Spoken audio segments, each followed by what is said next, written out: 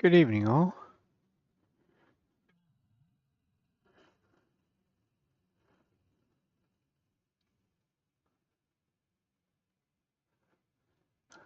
So what we're going to do tonight is a three-cornered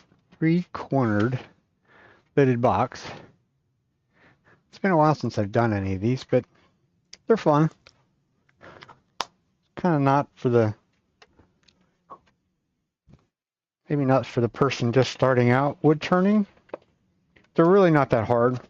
It's just the fact that you can't necessarily see what you're doing. So we'll get faced up here. What do we need? Need a bowl gouge. What we have is a cube, and as close to a perfect cube as what I can get it. This one's 4 inches. It's in between, basically in between centers. It's in the headstock end, just in the quill. Tailstock is being held with a live center, with the center point removed. So it's, as far as I'm concerned, it's quite safe. We're going to stand off to the side, and you can see it creates a U, which is the first thing we're going to do is remove the U. We're going to bring our speed up. Don't necessarily need to go crazy. You can see that the piece of black mat is flopping around a little bit. We'll just make nice little cuts. We'll come in from the end so that we don't chip the corners.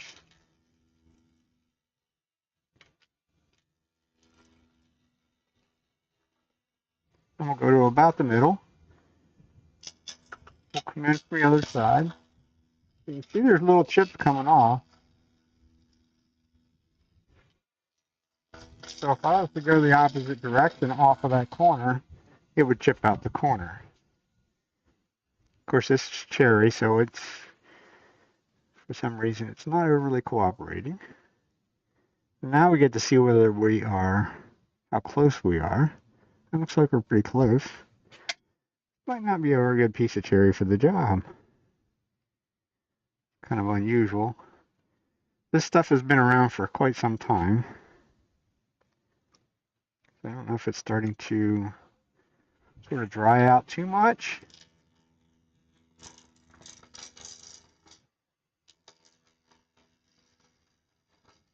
So we'll just make some more little light cuts.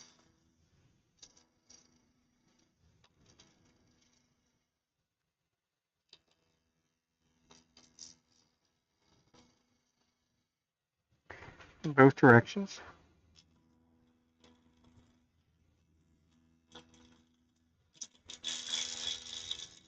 If you go too aggressive on a project like this, you can actually stop it from spinning because there's really not much driving it. This one's a little bit bigger than what I normally do. I normally stick around about the 3-inch. There, that end still wants to tear a little bit. So does that. It's not a good thing. It's rather unusual. Usually you can cut very, very cleanly. It's chipping off of the corner, which is really weird. But there's could be some grain that's going the wrong direction there a little bit. We'll just keep taking it down a little bit more.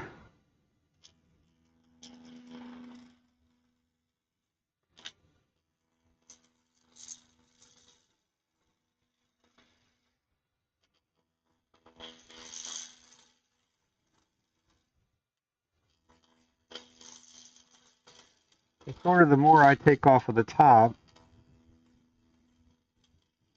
off of this at this point, then it'll make it a little bit taller.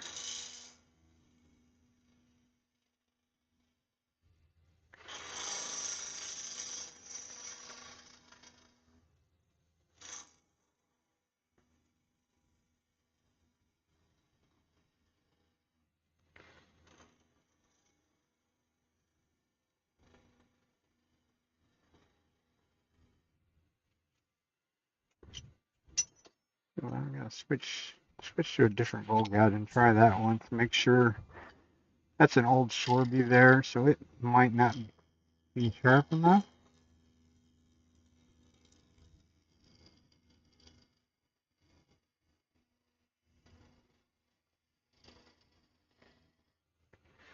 Now we're going to start working on our curve. I'm interested in whether we're doing a bunch, still a little bit, standing up a little bit, but that we can handle. Don't like the fact that that wants to chip a little bit down there, but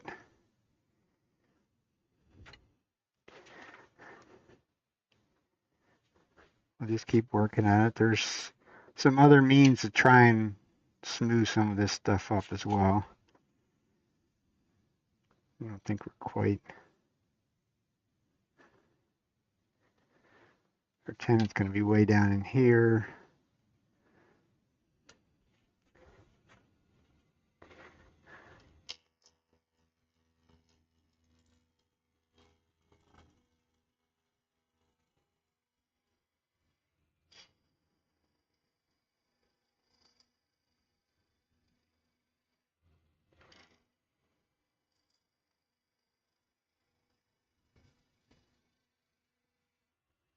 We can also shear scrape this too and come back up if it doesn't want to cooperate.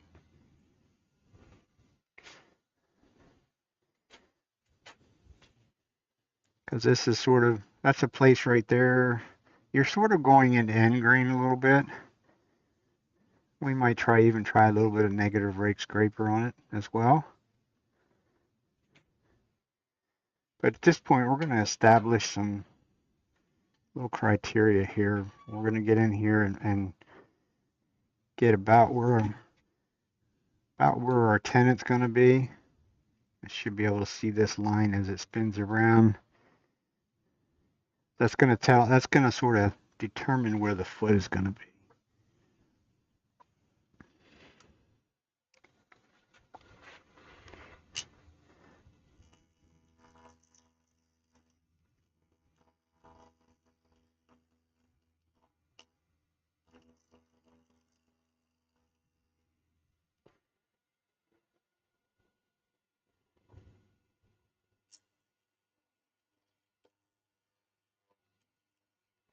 We also need a solid tenant.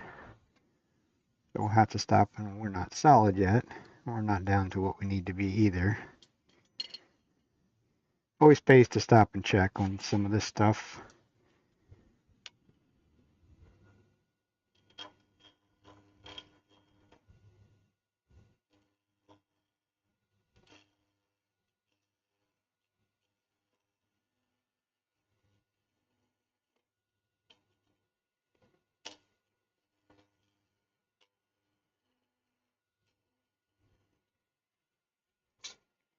This is one of those times where I will not put the calipers up over top of that. We're actually getting close. Probably once we get down, we might have to go up just a little bit higher. Not much.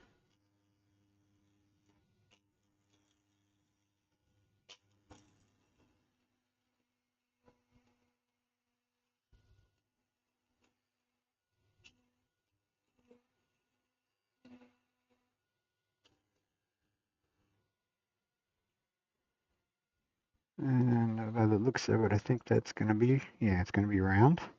We're just about the right height, or right diameter, which is always a plus. I am going to go in with my spindle gouge a little bit and just make sure that that is cut a little bit undercut underneath there.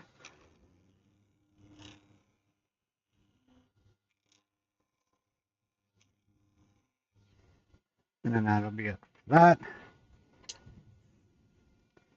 And we can get rid of some more of this.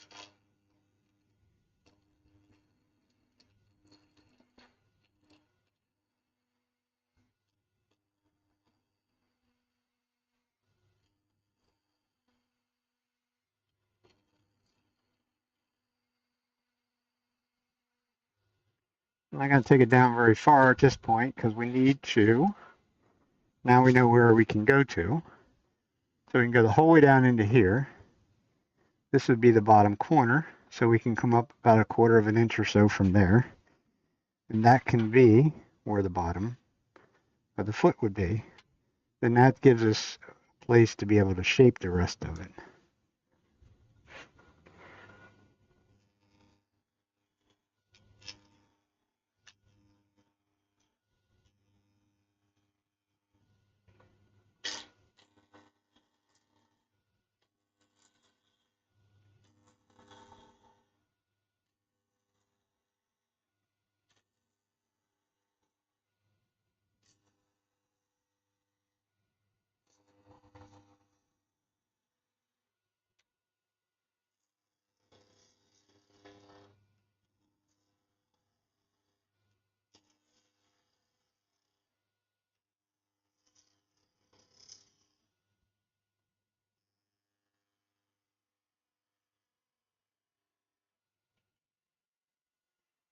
I'll stop and take a peek.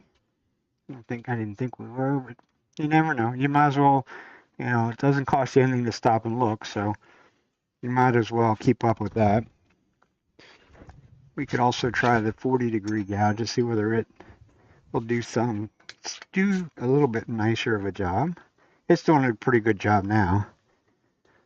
There was just when we started, there was a couple places it didn't want to cooperate.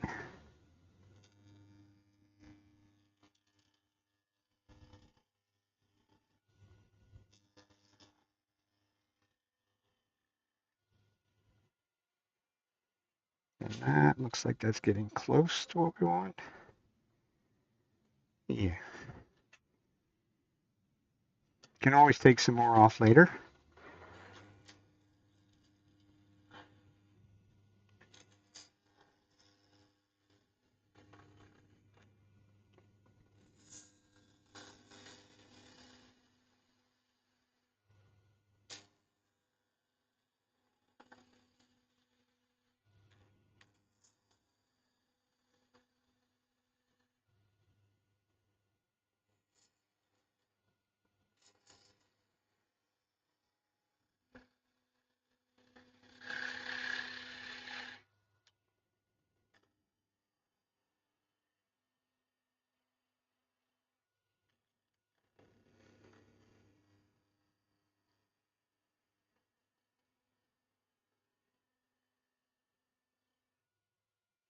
We need to be very aware of where the wing is at when we get down into the lower part, because we don't want to catch the wing over on the other side.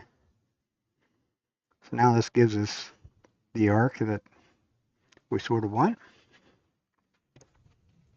or at least for now. So what we're going to do, we're going to bring this down the rest of the way. Probably make a couple, once we get rid of this, we'll make a couple more cuts up this way. That's probably one of the reasons I don't make them this size very often. The 3-inch, I usually do them about 3 inches, a 3-inch cube.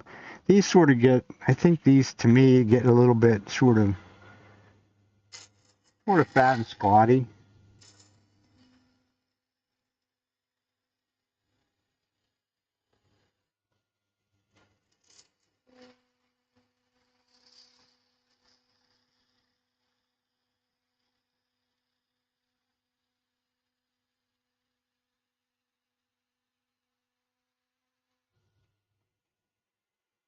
But we'll just sort of get a general shape. That part down in there will be about half that diameter when we're done.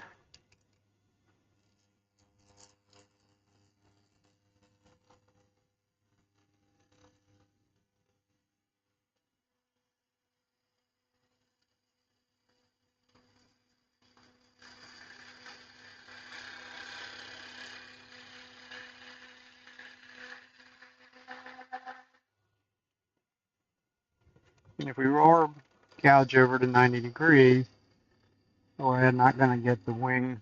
I still won't be able to get the whole way into the corner with the bowl gouge.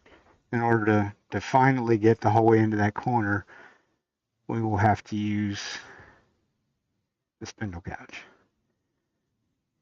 This cherry, I normally like to do that. I like to do these in ash and maple.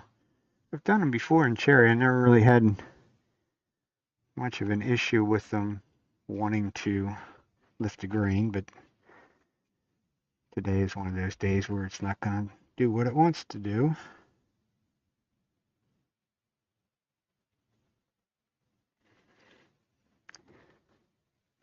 So I'm going to reduce the diameter a little bit more up here. Sort of the hard part of figuring out where you're at is where this corner is at, and it's just above my A up here, because once it's spinning, you really can't totally see where that actual corner is at. We can go in here and find our bevel, be ready to cut. So now we can back up, move over a little bit.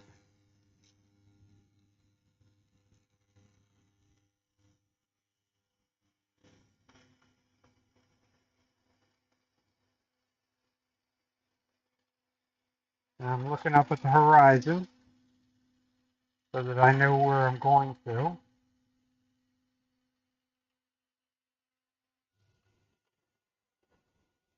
Wasn't exactly a stellar kind of a cut, but it did a better job where those, it's only going to be in one place where it wants to pick the grain up a little bit there.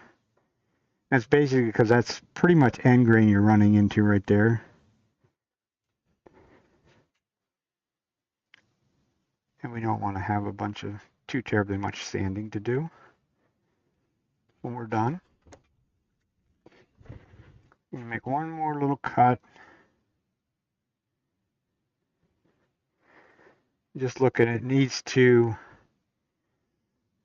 these points need to stick out further than what the area down in here does. These points cannot curl in or you'll never get a lid on them. So you do have to pay attention to that.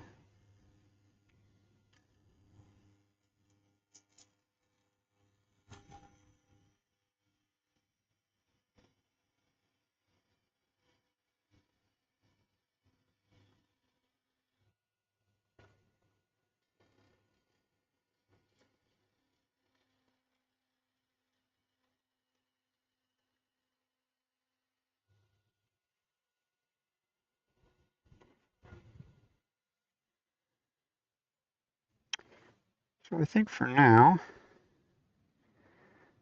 so I'm not overly happy with that corner.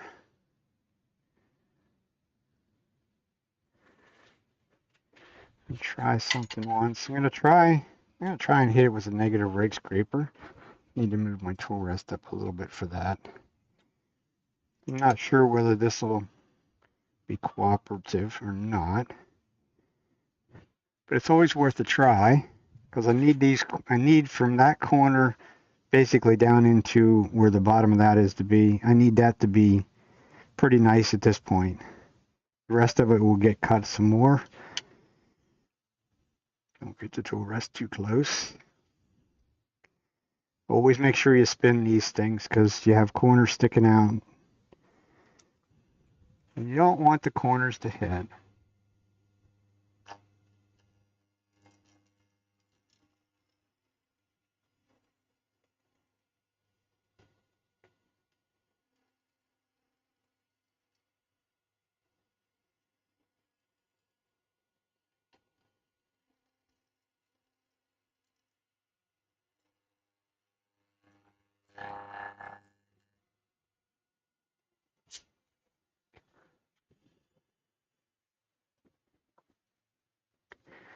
Well, I took care of most of it.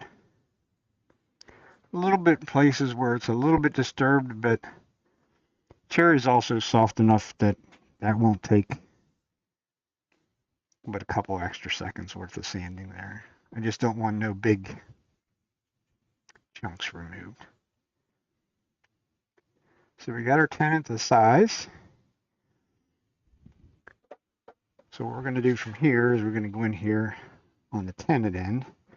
We're going to take this down considerably smaller, and we'll take it off and we'll flip this around. Even though we're not done shaping out here yet, but this is just kind of, this is the way I do them. And we put the tool rest up for that. They need to be down for the parting tool.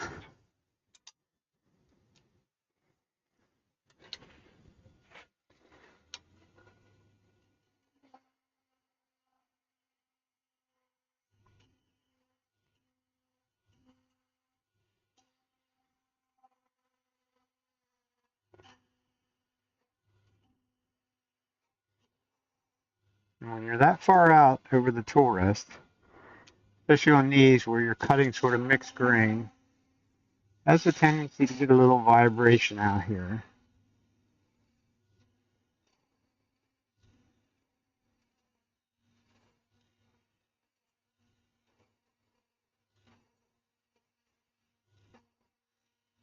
You just take your time, make nice little cuts. I'm going to leave that sort of like a little Morris, mini Morris taper in there because it will fit in the live center then.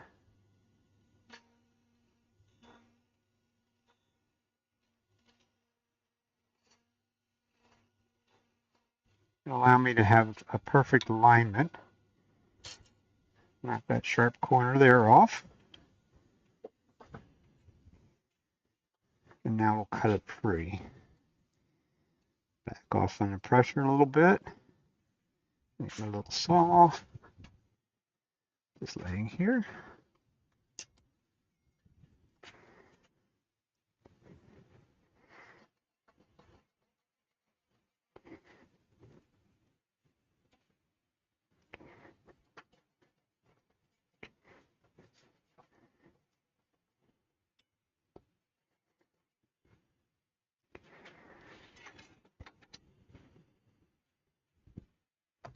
If we did everything right.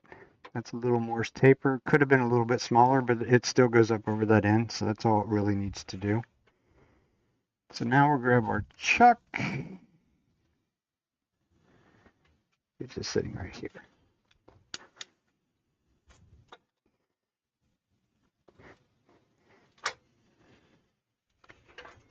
Chuck key.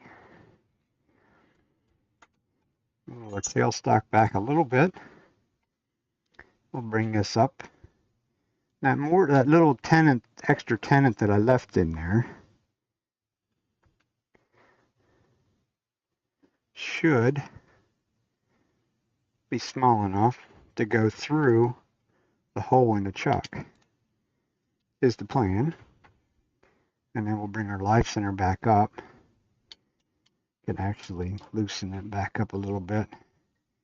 And just push on that, make sure everything's seated properly.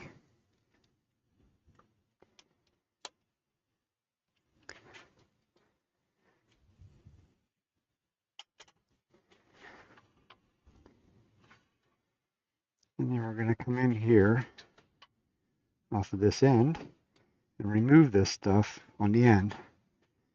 We change something, we turn the speed down. We're not perfectly centered on that one, but it's close enough because we're going to recut pretty much everything up there anyhow. So we'll bring our speed back up. And I do turn these quite fast, or fairly fast. Just make little cuts, go right to the center.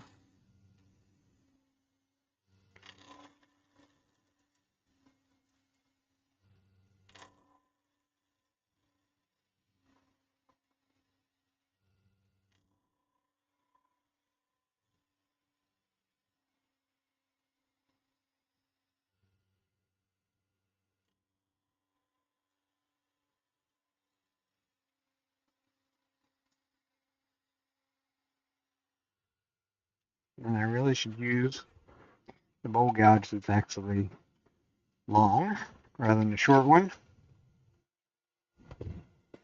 Because as you can see, my finger wants to go over the tool rest. And I don't want any part of my body over that tool rest.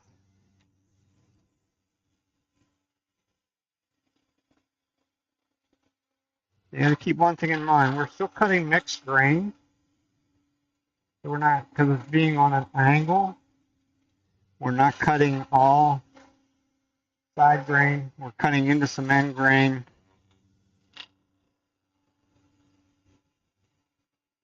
So it makes the cutting a little bit different than maybe what you would be used to. I don't think we're even close yet, but always pays to stop. We want to get down to about 1/4 of an inch. We could take our pencil, once again, and give us a little extra room. We can put 2 marks on there.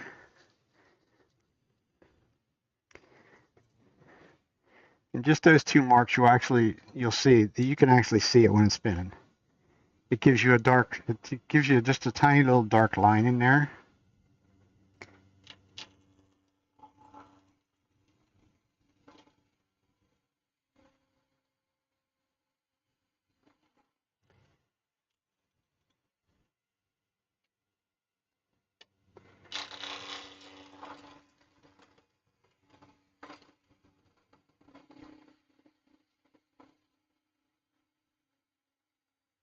Probably could also switch to the smaller tool rest.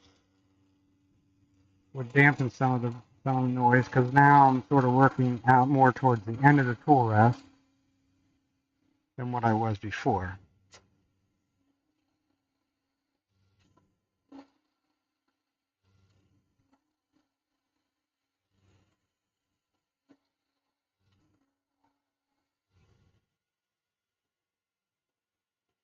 I can't really, for whatever reason, I'm not being able to see my line.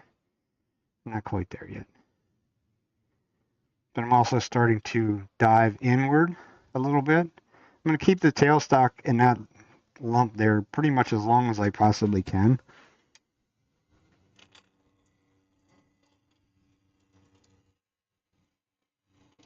Just gives it a little extra support.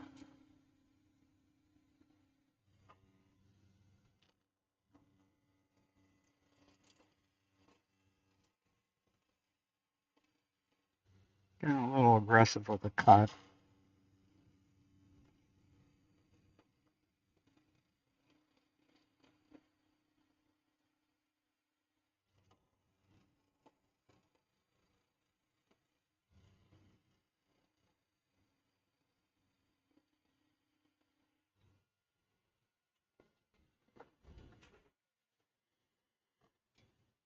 Getting closer.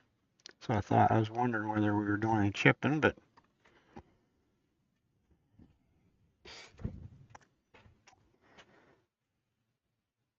we still have more material to take off, so we're fine there. I'm going to switch tool rests, so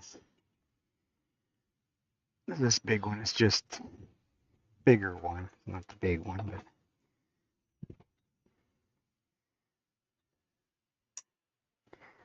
this way we can get in here where we need to be.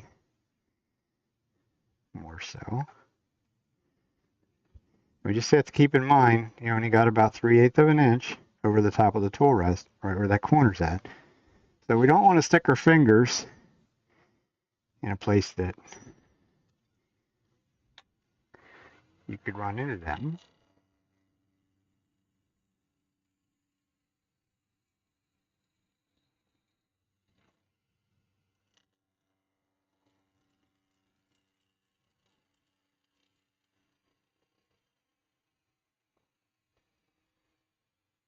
Basically nice, small, careful cuts.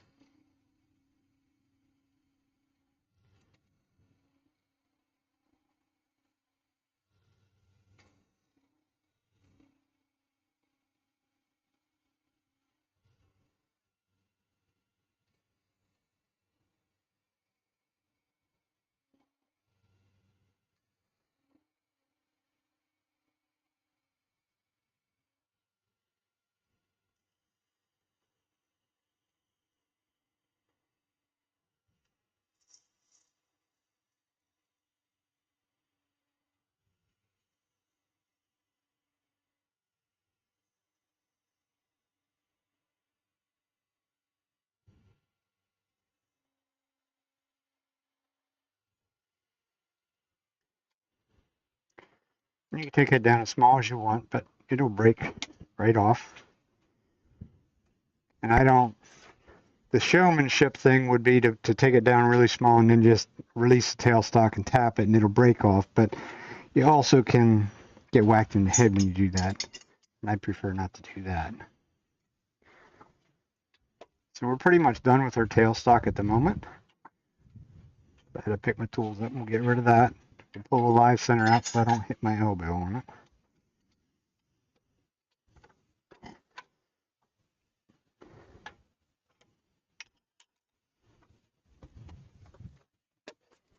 And I guess we could also switch to the other view.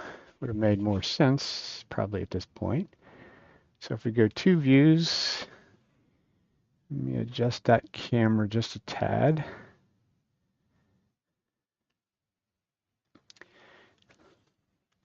To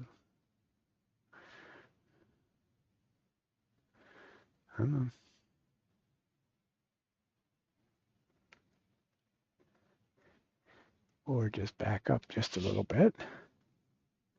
Back off.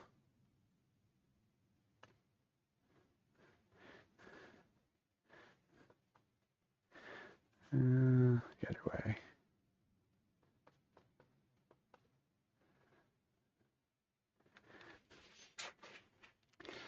Do the manual adjustment. And I can come back in a little bit closer, you'll really get a good idea of what's taking place, even though my hand's probably going to be in the road half the time. It gives you, it'll give you the two views to be able to see what a little bit more of what I'm doing, how I'm doing what I'm doing. Put the piece of black fun foam on there today just to see whether it helps the cameras focus a little bit better on what it's doing. Keep the reflection off of the bed of the lathe is really what I was after. I don't want to be quite that close. Because now we're going to start, we're going to come out, we're almost down to our line, so now we're going to start to make these wings down in, as well as remove a little bit more material in the bottom. And we should have checked the chuck while we were stopped. It shouldn't have released, but you never know. Like I say, this wood is dry, so it's really not going to compress much.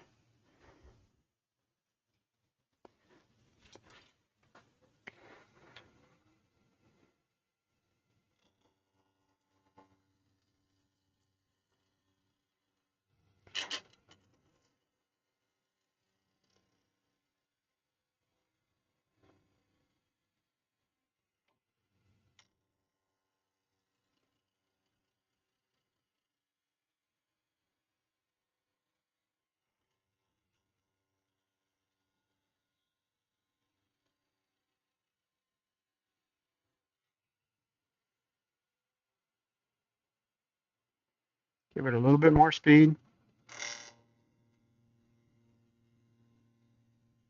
Less resistance to the cut.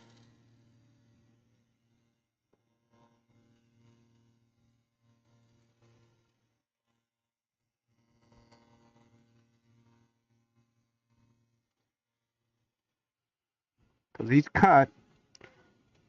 each time I come back up, I'm moving the handle further and further away from me to try and get this part even.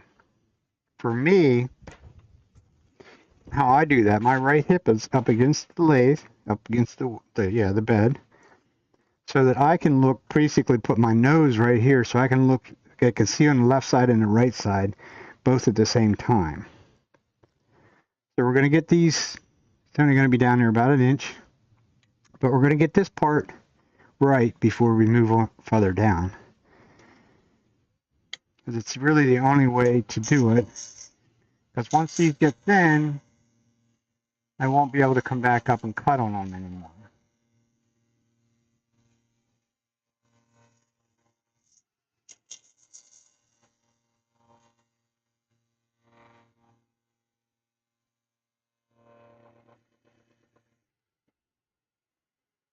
I think we're down to about 1/4 inch. I think. Yeah, maybe a fat quarter. That's about good enough for them. About to where I want them to be. So now we'll just sort of continue down.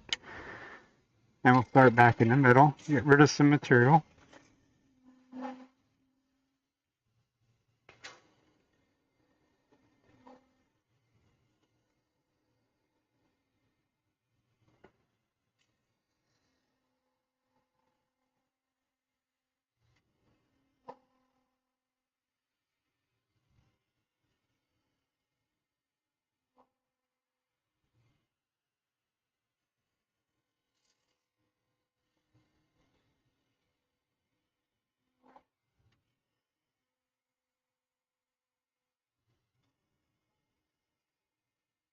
And you can't be real aggressive with this because it's not.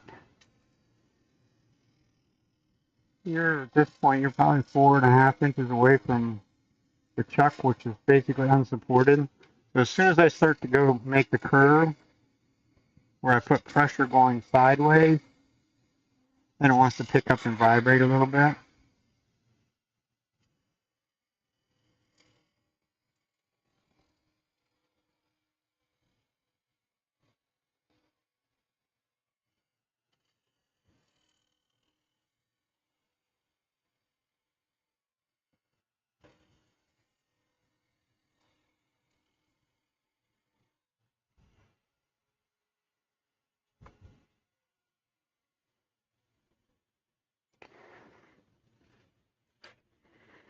Now if we want to, we can make this a little bit different. We can turn this a little bit, since we now have some room, so that we're not sort of fighting against the tool rest. And get it in there as close as we can without it touching the inside part.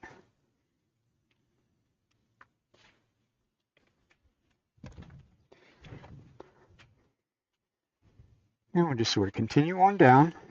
Now's when we really have to pay attention where our hands are at.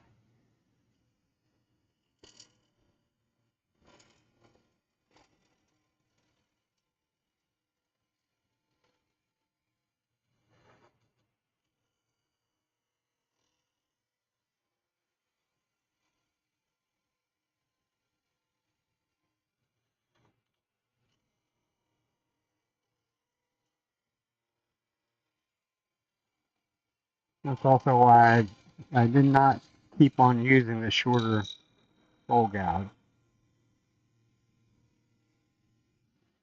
We're going to have to stop and keep stopping and checking quite a bit here, because I only want it, I want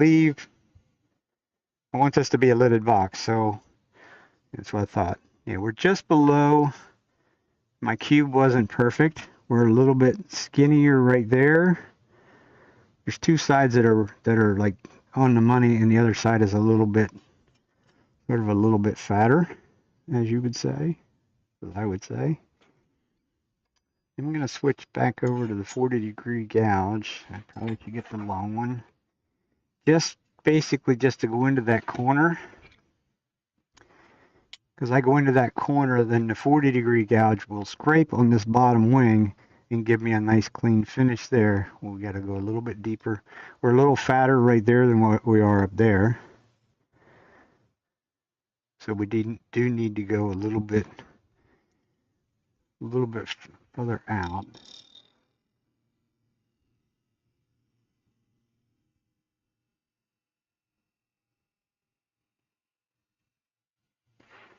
And just a little bit further down.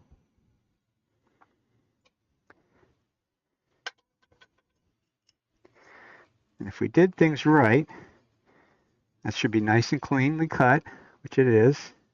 Could probably go just a shade bit more down, because we only have about 1/8 of an inch right there. I'd like it to be just a little bit deeper than that.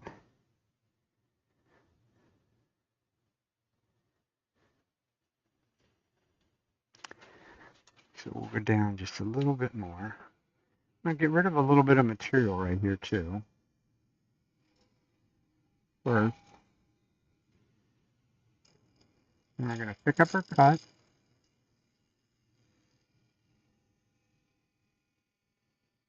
Then we'll go down and we'll just sort of drag the edge of that right across there.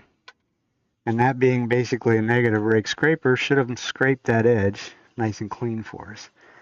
That's more like it. We're probably a fat 1/8 of an inch, probably a little more than 1/8 of an inch below the surface of this. So that gives us a place for our lid to sit, which is what I was after. And that gave us a shoulder in order for the lid to sit on. So now we can just basically make it into a bowl. I think I am going to go back to the longer tool rest so that I have a little bit more support in there. A little bit more protection for the fingers too. So I can stick that, get that in there relatively close. Like I say, we're going to make sure that we spin everything and make sure we know where that's at. If we don't know where that's at and really need to know where it's at, we could put a little piece of tape out there, which would probably be a good idea to do, because it's been a while since I've done any of these.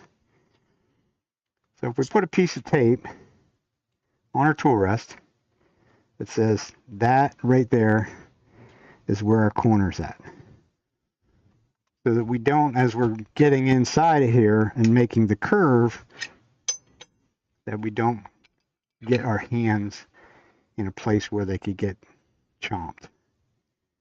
Because this In this case here, it'll do a little bit more than just smack your fingers and say, ouch. It's going to remove some meat. Some meat.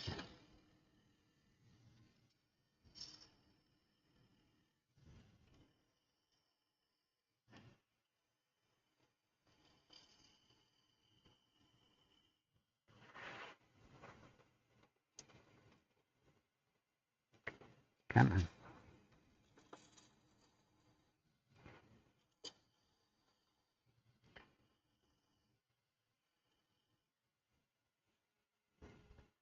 So now we're basically going to make a bowl. We're not going to make a super deep bowl.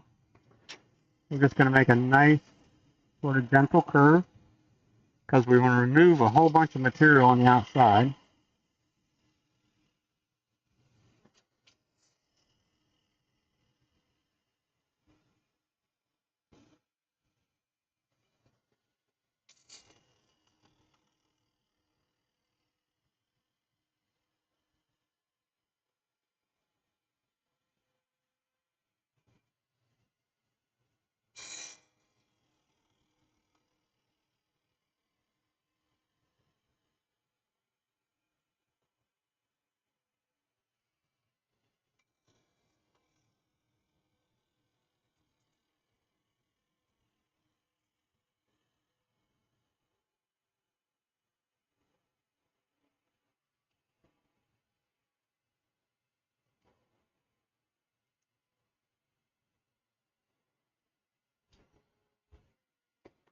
And before we go for our last cut, we'll see how we've done.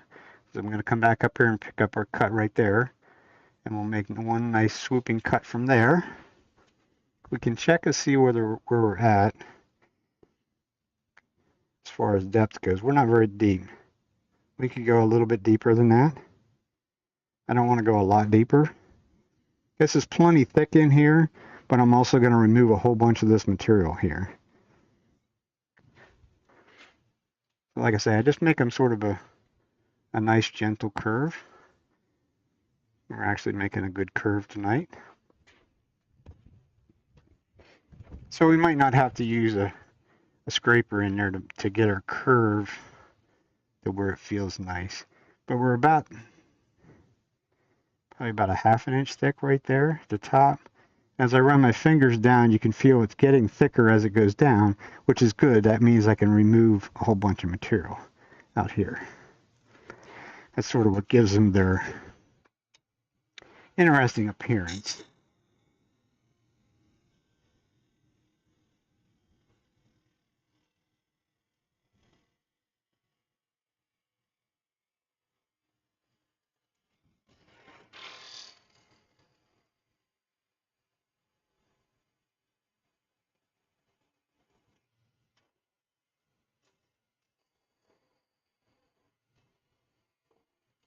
The bottom of these can be a bit challenging because of the fact that you're not going.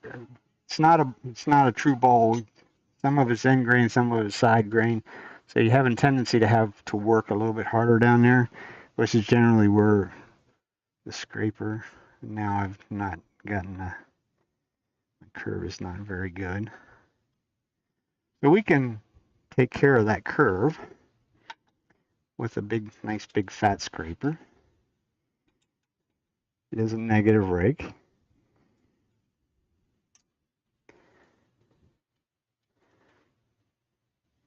And it may or may not give us a nice clean finish. But it'll certainly give us a beautiful curve.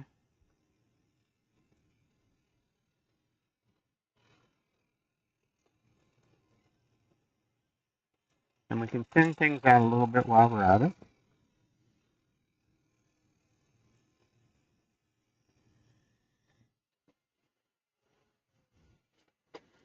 We'll see what we did as far as finish goes.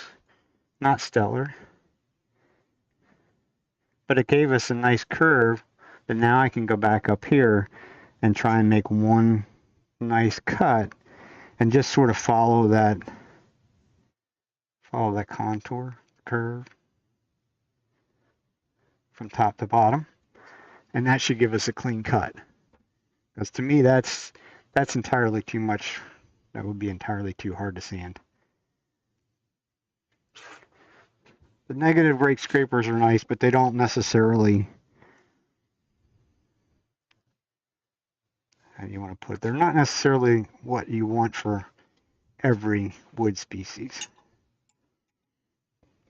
You know, if this was rock hard maple, that surface in there would probably be totally clean, but it's not.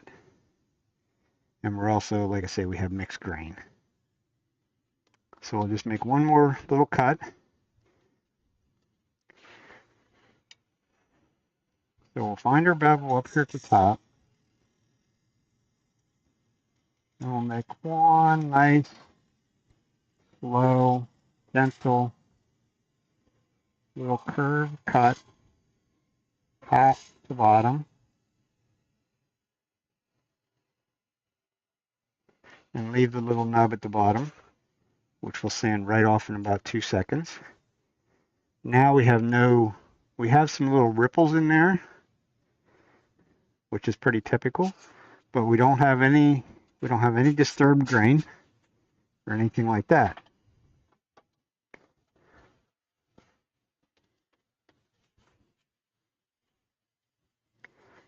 So this pretty much, the inside is complete. We do have to sand it. Yeah, we're going to go ahead and sand that. Just, you know, all I have to do is sand the bowl part of it. It only takes a couple minutes to do it, so. Because these wings out here will actually get sanded by hand sandpaper. It's the only, I have not yet figured out some magical way of sanding them using power. I'd like to, but I just haven't figured that one out yet.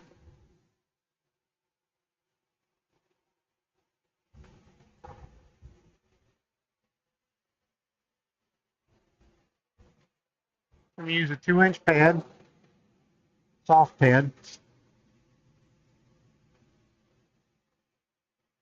and we're also not going to spin it. We'll let the drill make it spin.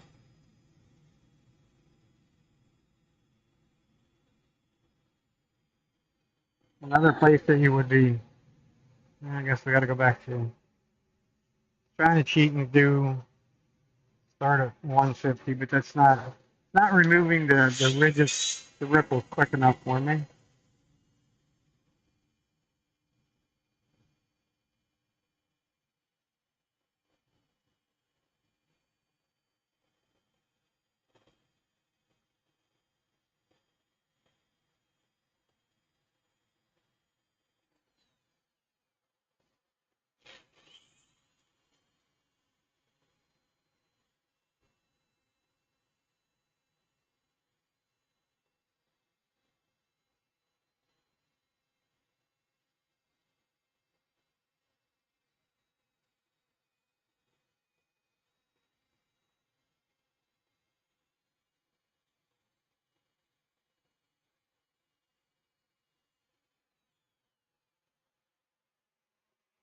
So let's get rid of all the ripples.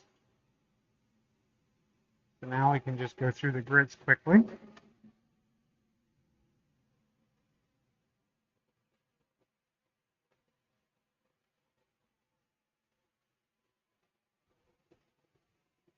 There's basically only one time to do this, and that's before you flip it around.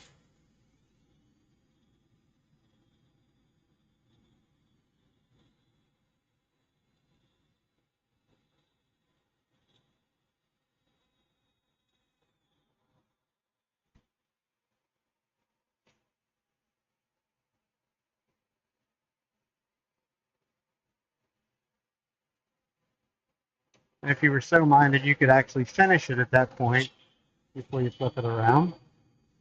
I've done that already, but we're not going to do it that way tonight.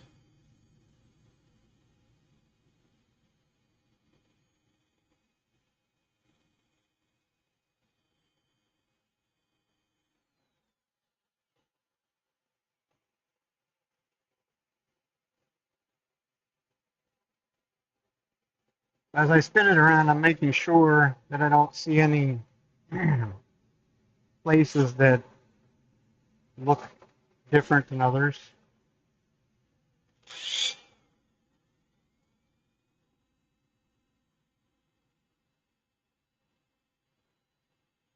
And my left hand's on the chuck. I can see that. Just to slow it down. Allow it to spin, but not spin too fast.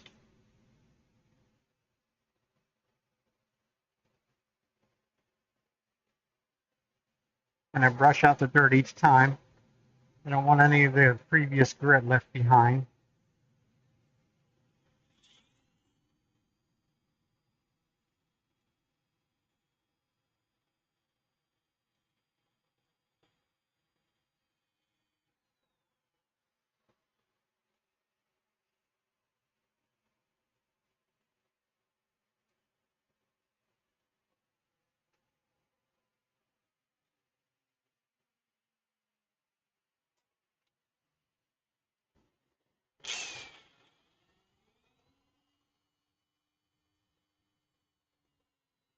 I think I'm going to have to tear the motor apart on my dust collector.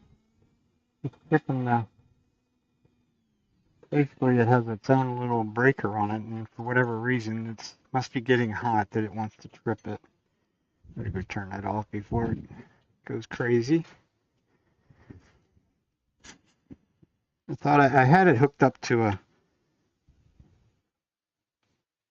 the motor's not even hot. I'm not sure what's causing that.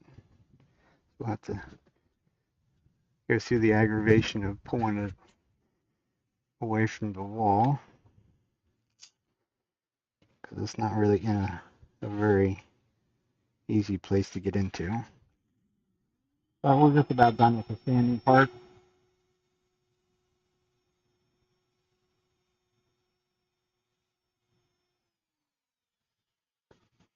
Lastly, that was 600.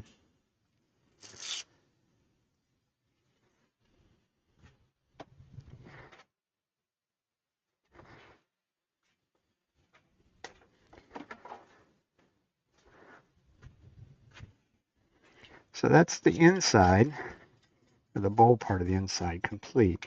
As far as these outside pieces go, I have to have some sharp sandpaper for starters.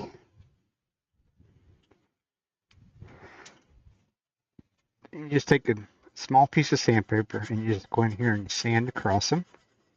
It really doesn't take much sanding if you did a good job cutting.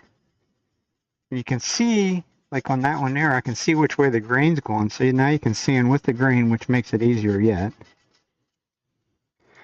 Just have to keep in mind, one simple thing in mind, that the more you sand, the sharper those edges get. So you want to make sure that you don't run your finger out across one of those edges.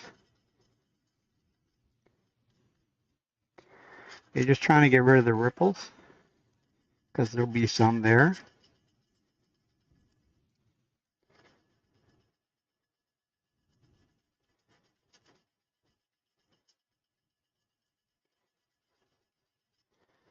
And try and figure out which way. See, now that one actually the grain is running across.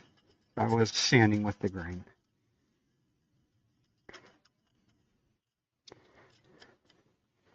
And I would take and I will go the whole way through the grits that way. This is 220.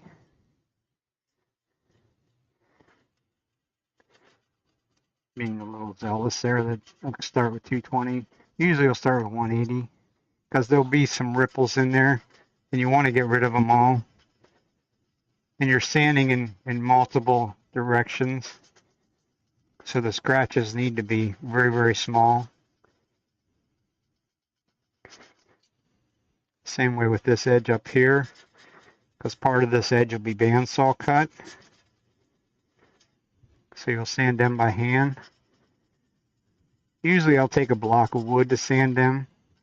Sand the whole way across with one big fat block with sandpaper on it.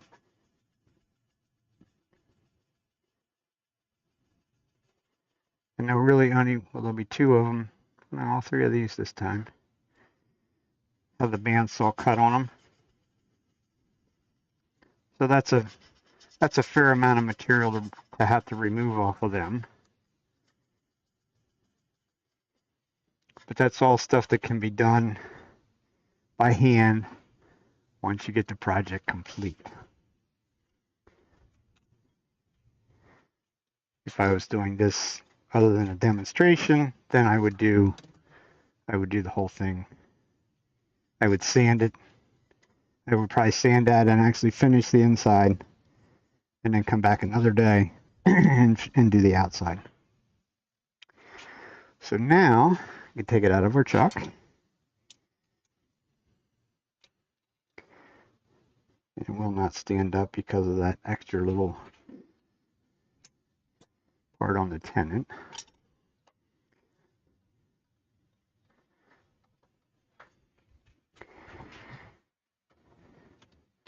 So put our chuck away, and we'll actually go right to a vacuum chuck. Basically, it's just a piece of PVC. But eventually I will need the vacuum to be able to finish the bottom.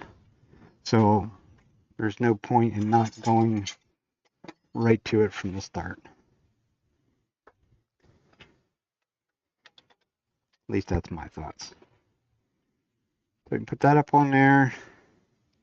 And now we have our center point, because we made this little Morse taper back here, even though it's not, it could have been a lot smaller. But I can bring that up, and that will center that up very nice and neatly. And now we can finish. Now we're sort of a little bit more protected because we have the corners. These points up here, at least anyhow, are not sticking at us.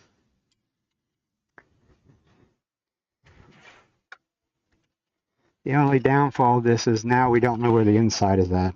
But we can always, since we've done with the Morse taper, so to speak, we can stop at any given point and check.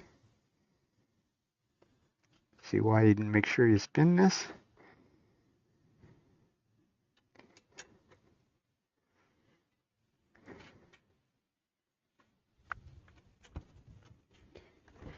So now we can go through the sort of the more time consuming part of finishing our shape.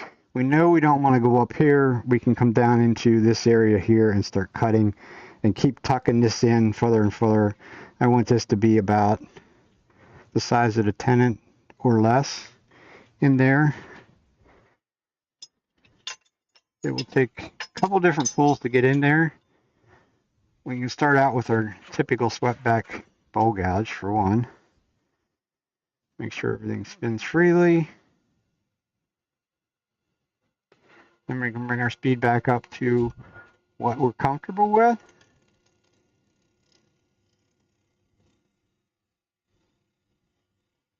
And we'll start tucking this in some more.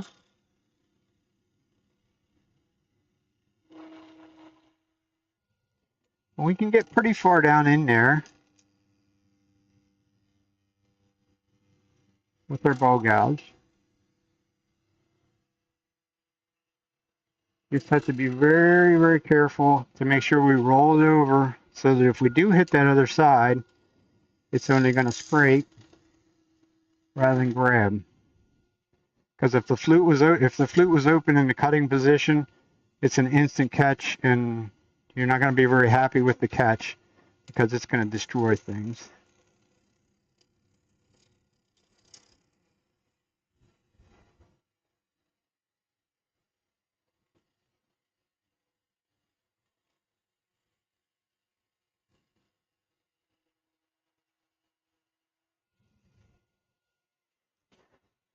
And we will stop and look a lot. We're going to do some negative rake scraping up here to blend these in a little bit. Could do a little shear scraping there. It's going to pick up the end grain there. This is too,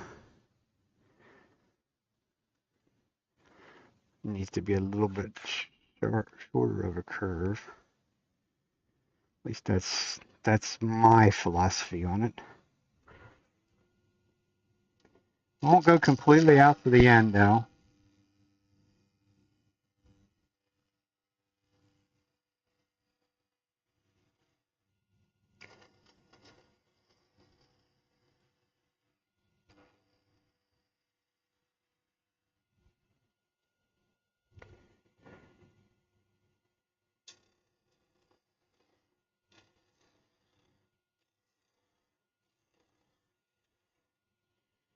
You got to do a little bit on each side.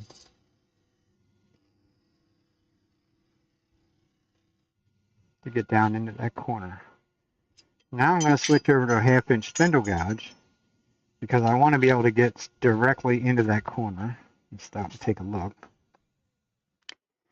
I want to be able to get the whole way into the very bottom of that corner in there, and that's probably the only thing that's going to allow, that'll be the only thing that will allow me to do so without running the risk of having a major catastrophe.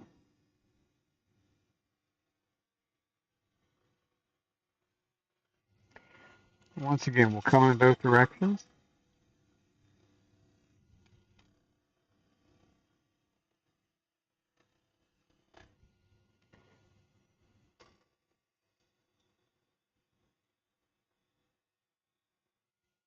Which leaves us a nice crisp corner in there, which is what we're after. And hopefully it did. It cut very cleanly the whole way in there, which a lot of times the spindle gouge will. Certain woods have a tendency to want to pick some stuff up in that corner too, which is kind of a royal pain in the you-know-what.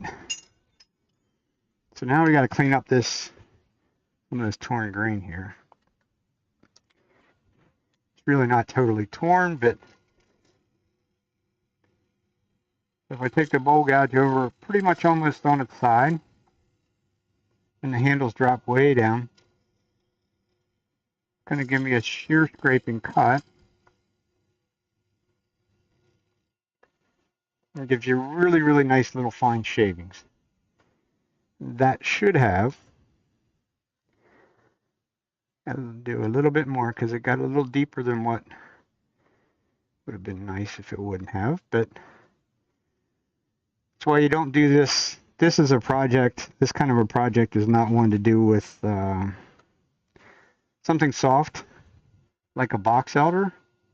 I've tried it already on box elder and it just does not work at all with box elder. Box elder is just too soft.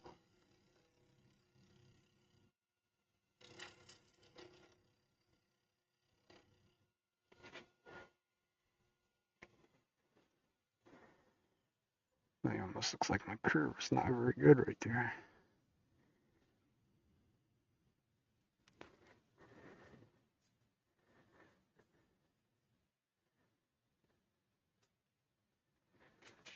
So our negative rake scraper did work earlier on that, so let's try that once. Raise our tool rest a little bit.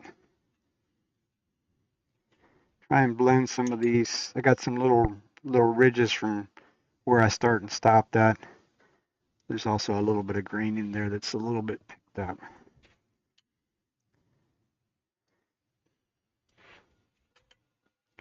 So we'll see whether it cooperates with that.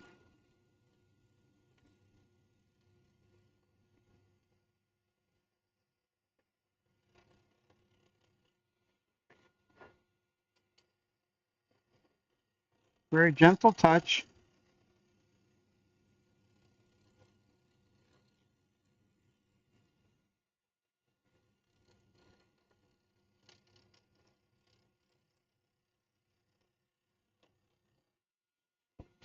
We could have also probably maybe taken our spindle gouge and went in there and made a cut from top to bottom with the spindle gouge. Might have helped it. But right there's a place that it's almost like pure end grain, and it's almost like a little soft spot right there too to go with it. That's why it wants to pick that up there. Other than that, it's easily sanded at 120. And cherry's soft enough to be able to sand. Anyhow, we do need to make we're going to need to make one more cut down here. This is not quite what it needs to be. And we'll do that with the spindle gouge.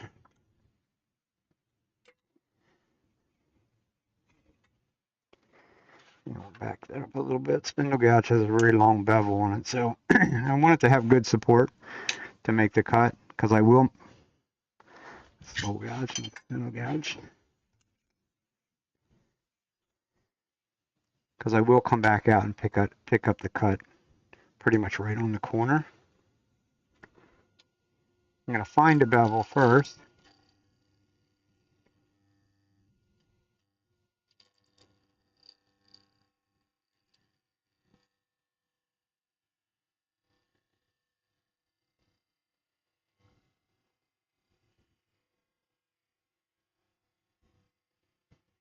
Cut got a little bit deeper than what I wanted it to, but it cut it cleanly, at least mostly cleanly. Now we'll just have to back off a little bit and make it in 2 passes.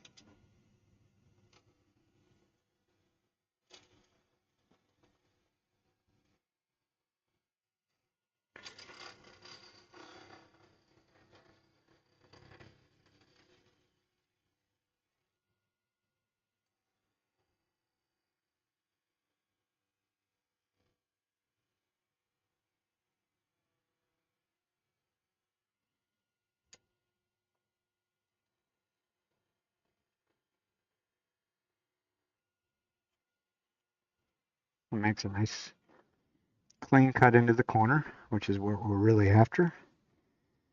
Did a little chipping on there. Don't like the thought of that.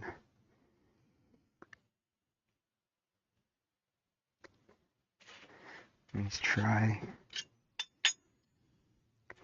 the 40-degree bow gouge once. Still have enough material there. I don't have an excess of material, but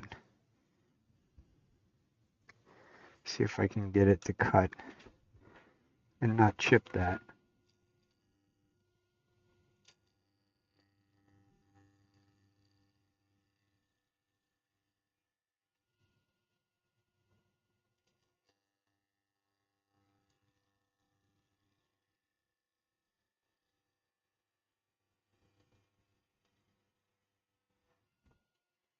Some cherry can be challenging, to say the least, because it's basically right there is going into end grain, and it's not liking that very well at all. So I'll go over here. The negative rake scraper had the burr on that side. Now I'll put the burr on the opposite side so I can use it the other way.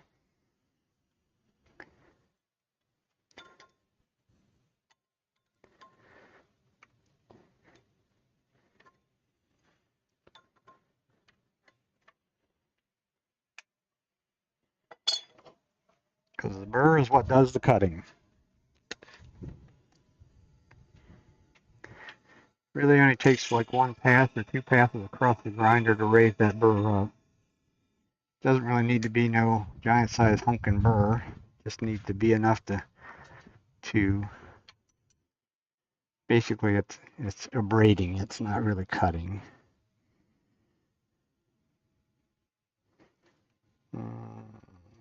Let's do it this way. Want to be able to get in there relatively close so that we have better control on what we're doing. Set up.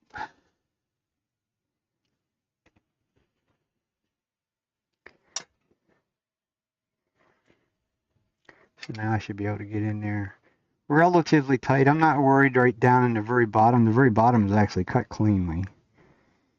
It's just from about 3/8 of an inch up to where I've left a little bit of a ridge as well as some disturbed grain.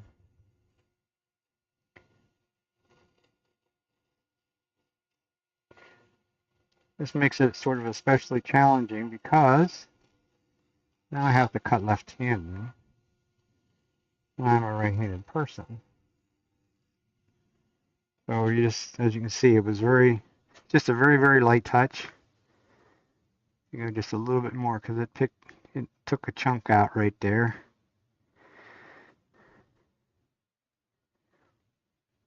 If we needed to, I could actually use a skew. Small skew would allow me to get in there further yet. See if I can get a burr to raise on that side just by hand.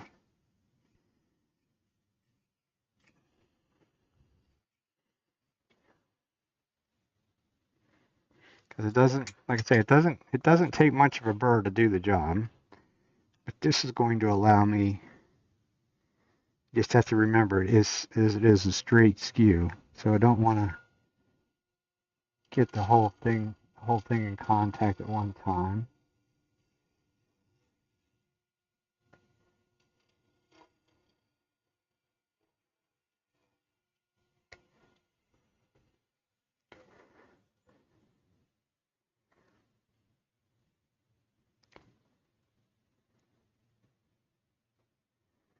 Still a little bit of that left. I can't.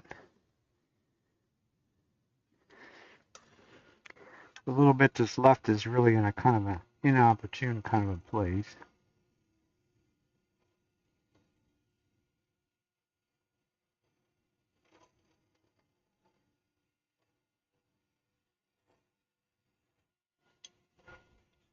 Also not the easiest place in there to sand.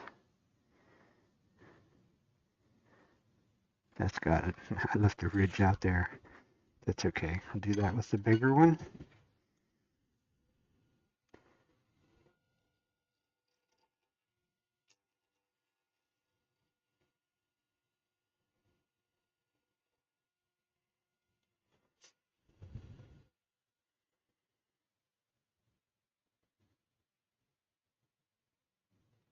That's got it.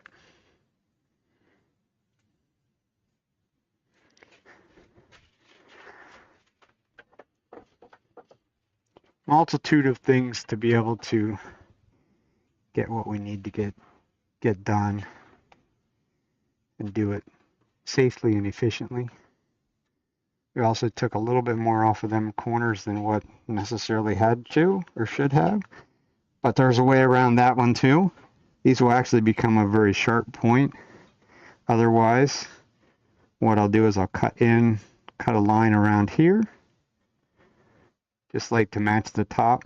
And then the last thing I'll do is actually cut straight across and even use like a big block sander and sand these down. And this will actually leave them a very sharp point in a way, but it also leaves them flat on the bottom,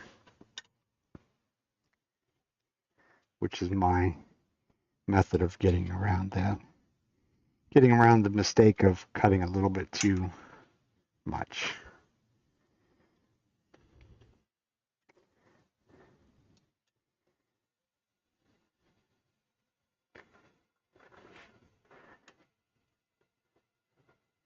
So we've gotten rid of everything, so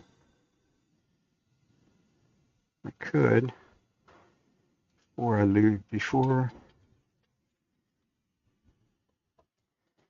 we lose, that's kind of what I was afraid of with that piece of foam. Before we do that, see if my dust collector will run longer than 2 minutes this time. We're going to sand that because there's really, once again, there's only one time to be able to sand.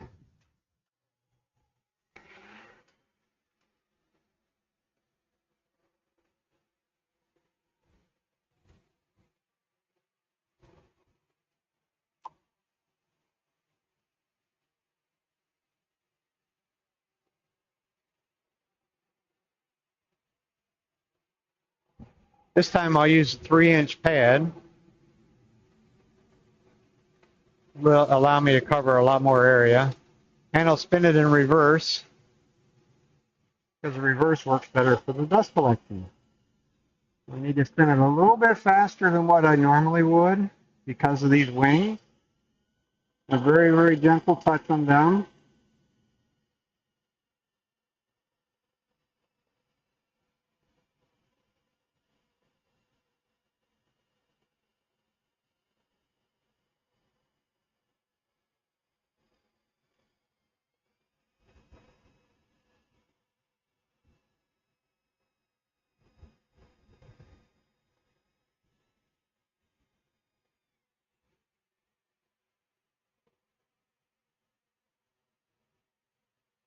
gonna hit it a little bit harder. We do have a little bit of, still have a little bit of disturb. I could do that by hand, rather.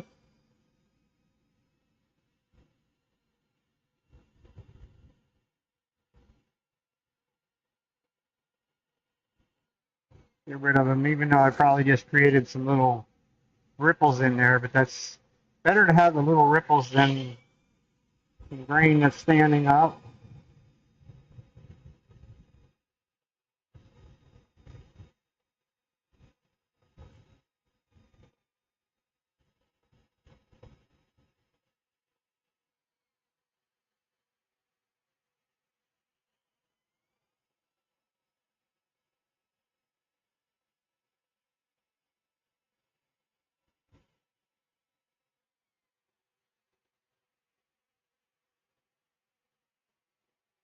Now we'll just blend them all in.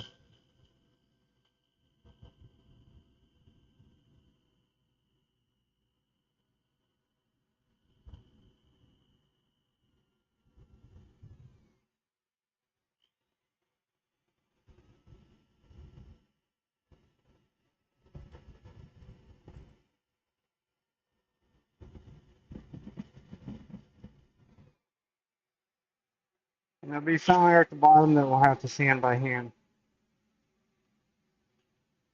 Unfortunately, I've never figured out a way to, I can't get the sandpaper and the disc sander to go that deep. It's just not quite rigid enough in that corner.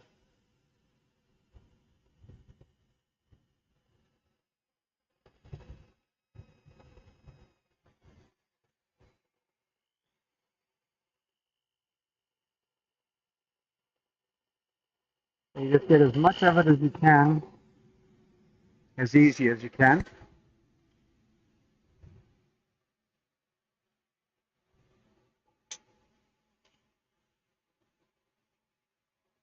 Then we'll go through the grits. Right after this one, I'll go in there and sand that little groove in there.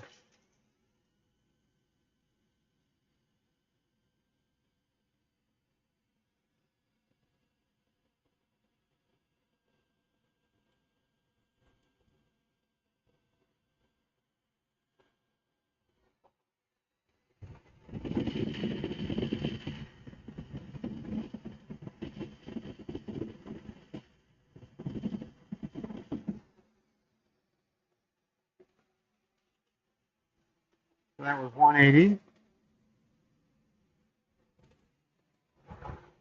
And I'll get some fresh sandpaper for the sheet. Once again, we'll start with 180.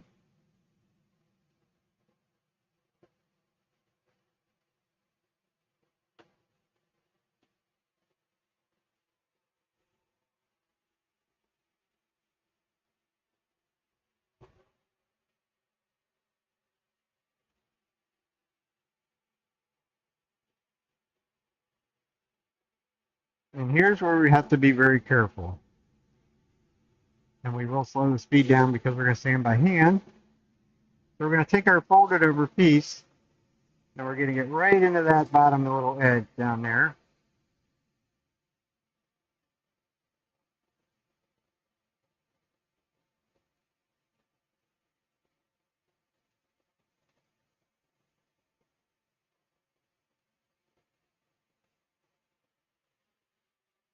And then we'll come back and we'll do the same thing on the top as our dust collector just shut off again.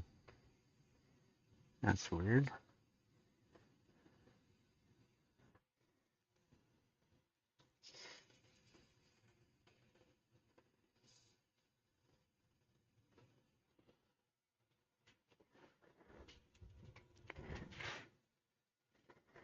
And we can stop and take a look and make sure that we've gotten everything, all the little ridges in there. We now have radial scratch lines, but as we make them smaller, then we'll take care of that.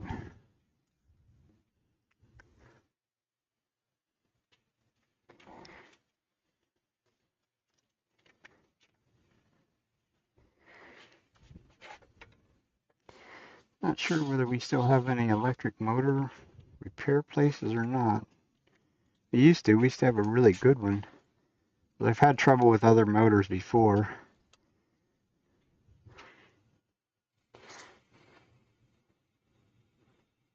I'll just kind of grin and bear it here and get rid of the hose. My dad is in the road. So once we've gotten rid of any of the tool marks, then the rest is just sanding as normal. So it won't take very long. And just like before, we'll clean it off as we go.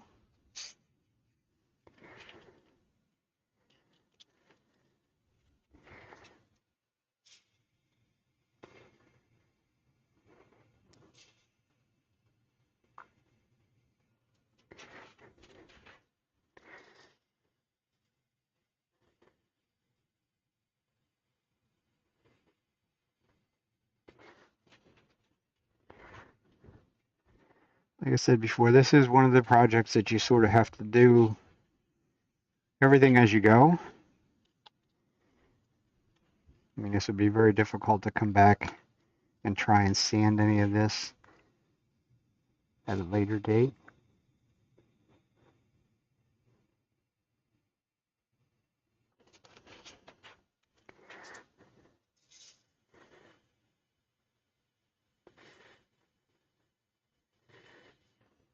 Yeah, it's kind of a thing of why would you want to do it that way anyhow, because it's so much easier to do it this way. Do as you go.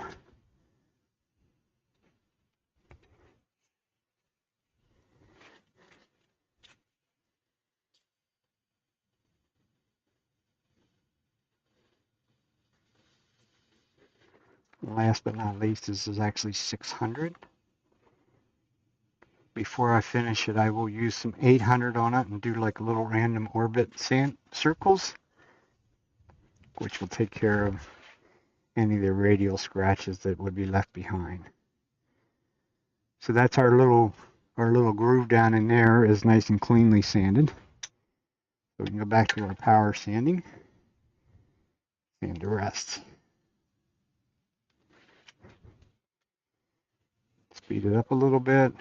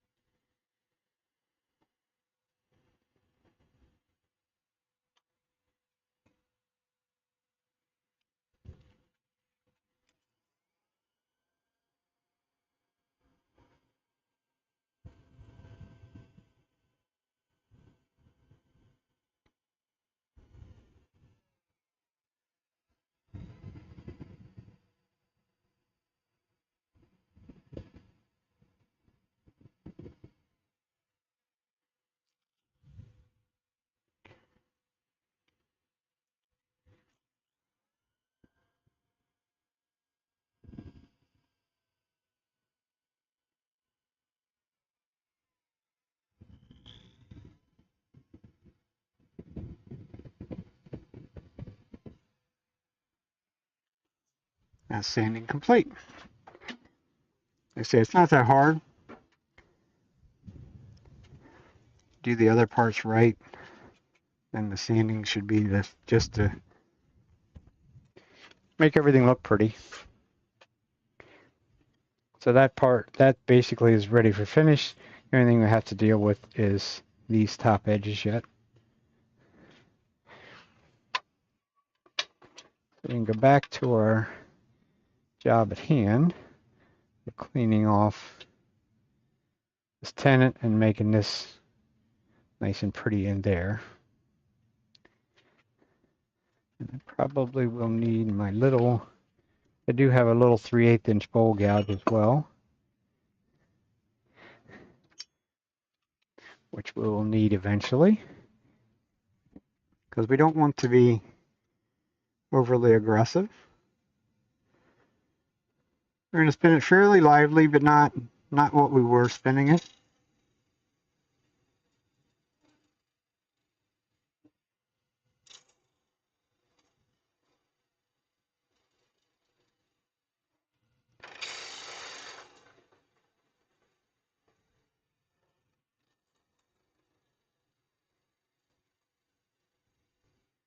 And we'll just keep starting to undercut it.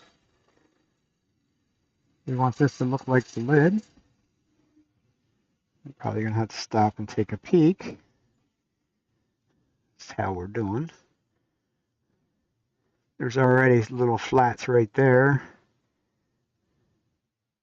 So we don't need to go much further thinner, at least out here. We got to get the middle part to be a little thinner than what it is.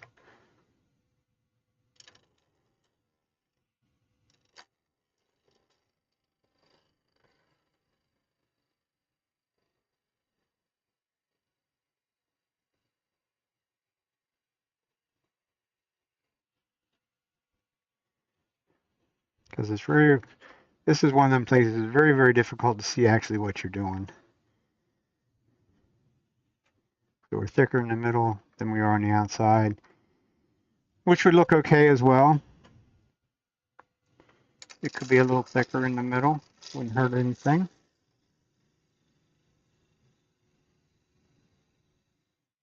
I don't particularly like it. I want it to be, I like the things to be as uniform as I can make them. Just a little bit thicker. To me, it's worth the extra couple seconds to get it right.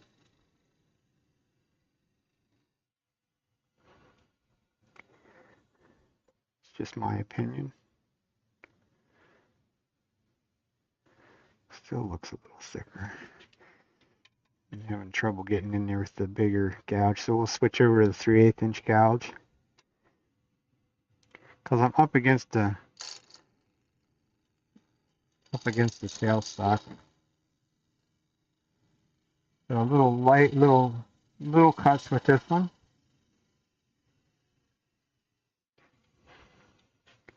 And I think that should have it right there. Yeah, it looks pretty even. We already have a tiny little flat area on there to start with because of how we did things. We will just take and make that just a shade bit flatter.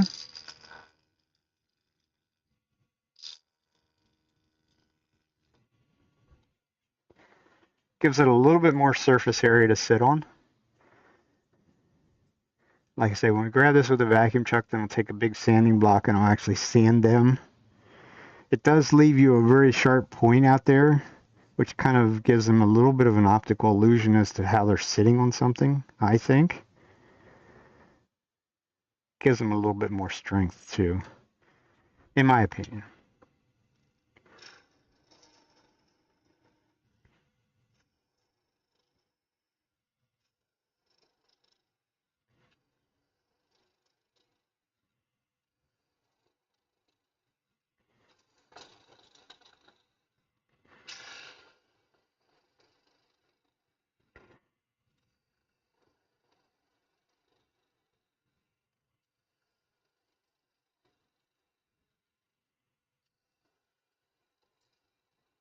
So we're just nibbling away the rest of the material.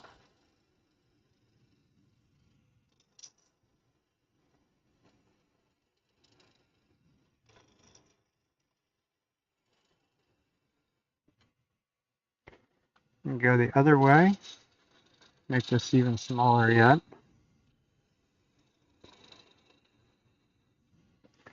First, we need to hook up the vacuum.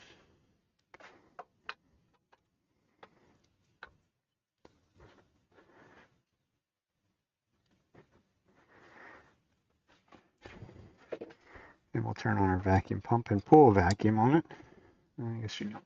The keyboard sitting there though.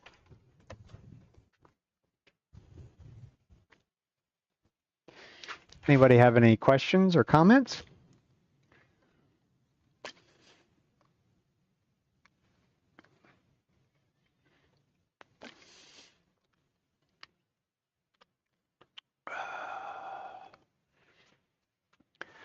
Dinosaur followed the chamber.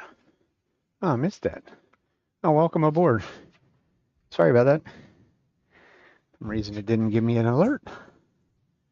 Kind of weird. Where was I? Vacuum chuck. This should pull a full vacuum, which it did. So now I can cut the rest of this, cut more of that down, and then we can get in here and clean all this stuff up. We'll be able to get rid of the tailstock.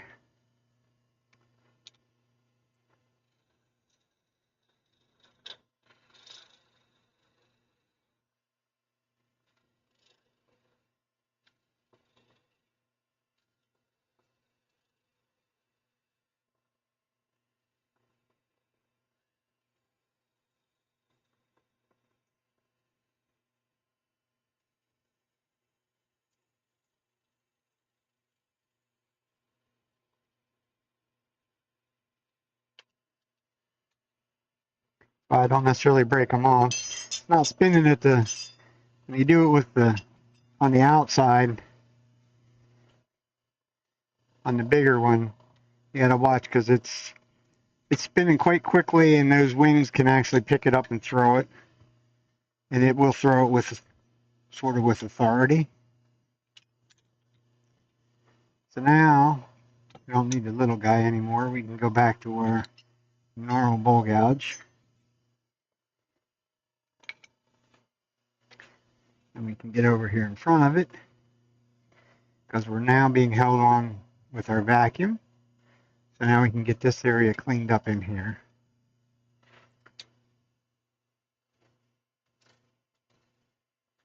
Little light cuts, get rid of the middle.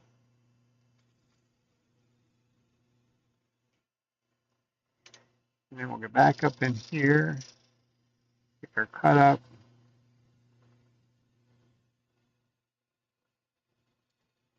Nice, slow, steady pace. Right to the middle. Leave that little tit, as you will, sticking up, not hurting a thing.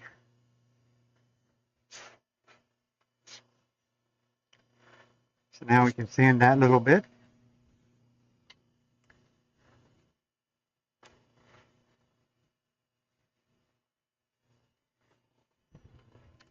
That we will go back to our 2-inch pad.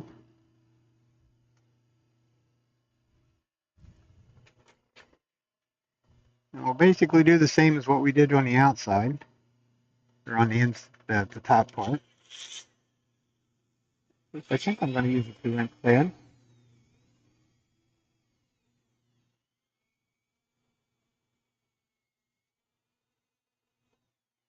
I might actually have to, shit.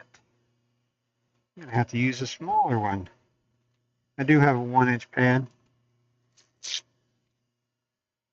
Kind of covered up my edge a little bit already. So if you're lazy like me, you can do these edges with the power sander still.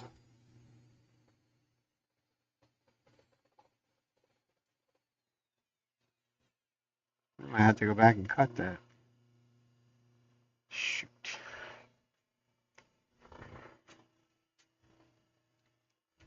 I might as well do all the edges while I'm here.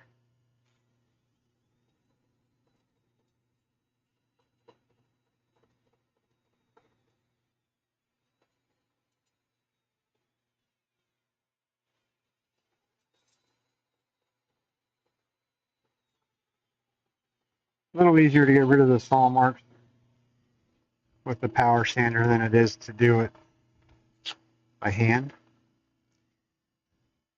I probably should do the probably will do the top before we get done, as long as I don't forget what I'm doing. But we're going to make another cut because our sander chewed up that edge. So now we're going to make them, hopefully make them thinner. And I'm going to use the good bowl gouge. And I'm also going to go sharpen it quickly. This I want to be as sharp as I possibly can get it. We don't need any surprises just because we were too lazy to walk over here and sharpen a tool.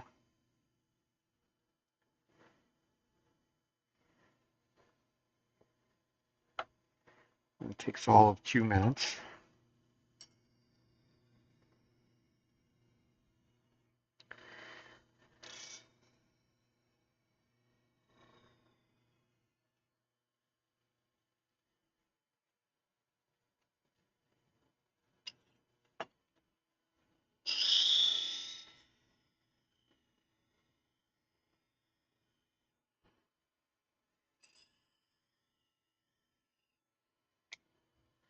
I've also relieved, I'll show you, I've relieved the heel of the bevel to where now I only have about 1/8 of an inch cutting edge. You see the up here, the difference in the colors.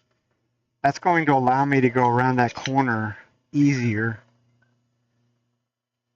because there'll be less bevel contact. So we're going to go in here on solid material and find our bevel. And I'll slide back out and make one nice, neat little cut.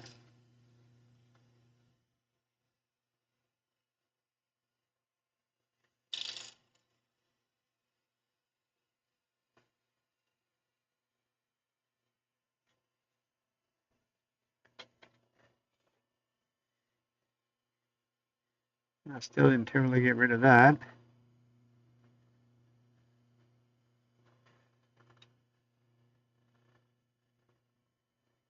Sort of think I'm looking for trouble if I keep going at that rate. One more try.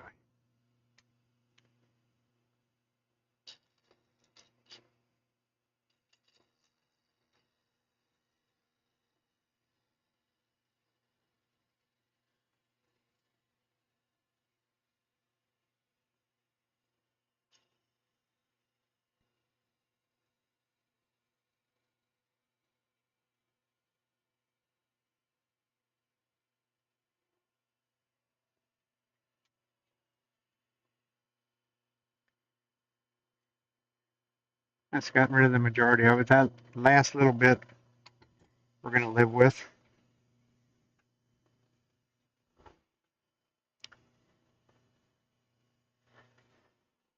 Okay, so I'm going to switch, make a little switchy-rooney, go to the 1-inch disc.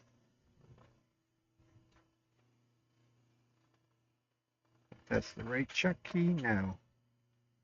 Nope. The other check key.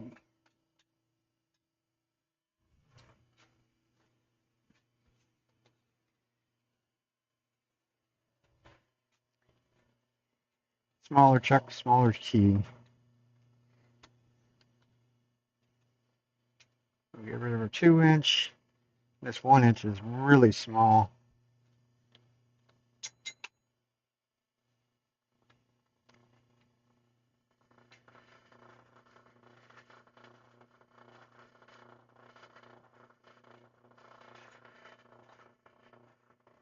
And it is a soft 1-inch pad.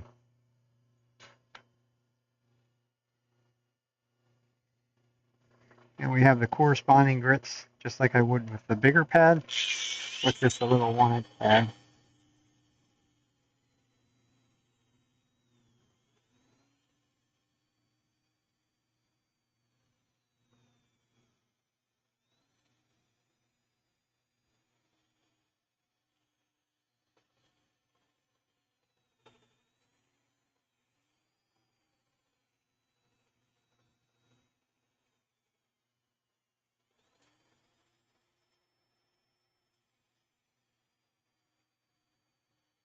Left a little bit of a ridge in there in the bottom.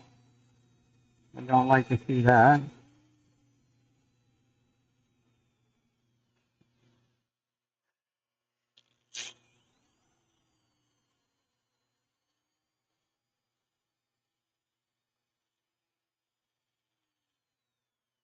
And that 1-inch pad is probably shot. Yep. It's the only problem with these, I don't know, these 1-inch pads, for one, they generate a lot of heat quickly. You certainly don't get the mileage out of the sandpaper that you do the bigger ones.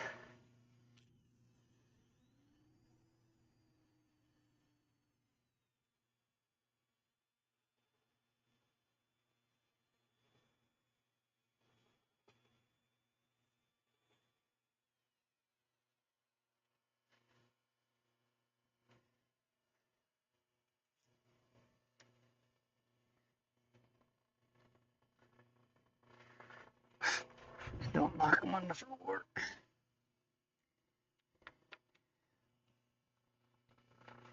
The other thing, I was telling my dad about that. He doesn't have the 1-inch pads.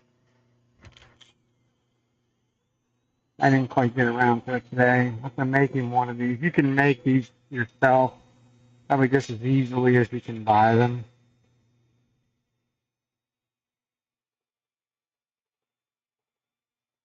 And the 1-inch paper, or the 1-inch disc, and you just cut them by hand. And for the most part, I have a stack of the 2-inch disc over here that are pretty much shot. I'll show you here in a second once I finish this up.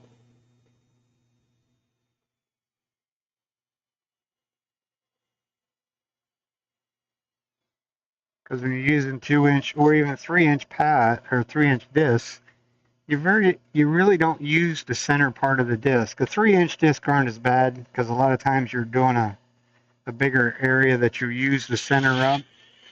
But the 2-inch ones, you're really only using the outside part of the pad, and the very center of the pad never really gets used. So that's just a good place to cut a 1-inch disc out of it. At least I think it is. So there's our bottom finished.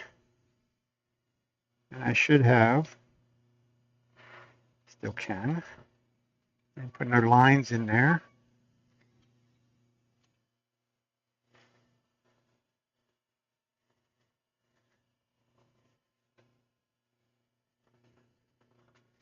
We need some lines in there to be able to put our initials. I'm just going to use a point tool. It's just going to make a little groove in there. And I'll make 2 little grooves.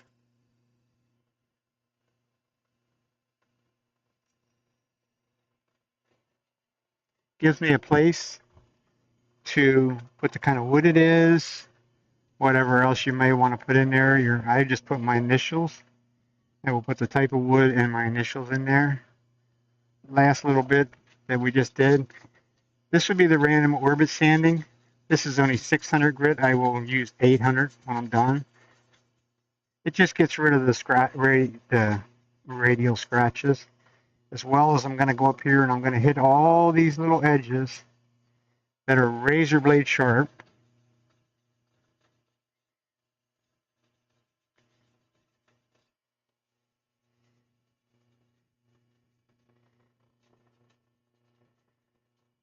I'm going to do that with very fine sandpaper. All I want to do is knock that sharpness off of them. I don't need to worry about them because I still have to sand. I have to sand those, which I'll do them by hand, but I'll do the same thing with those. I do need to get my big block. I have to think where my big block is at.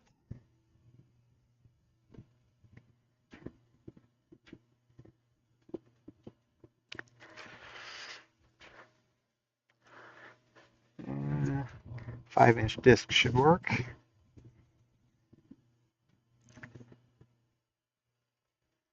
So we'll slow our speed down. And we'll put our disc up against it.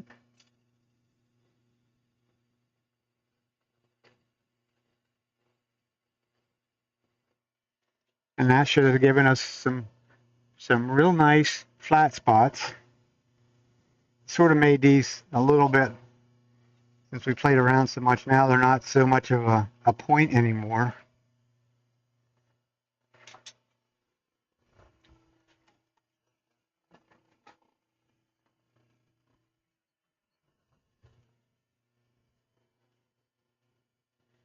You mean Tuesday in a couple weeks from now? I mean Wednesday in a couple weeks from now, I guess it is. If I get it done till Tuesday evening, maybe.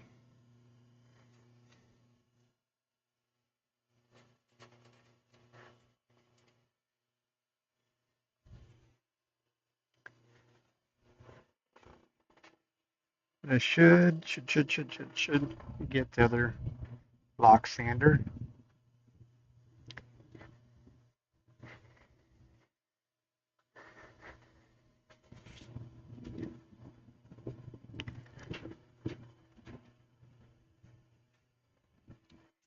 This is sort of the easier, safer way to sand these. Just a sanding block.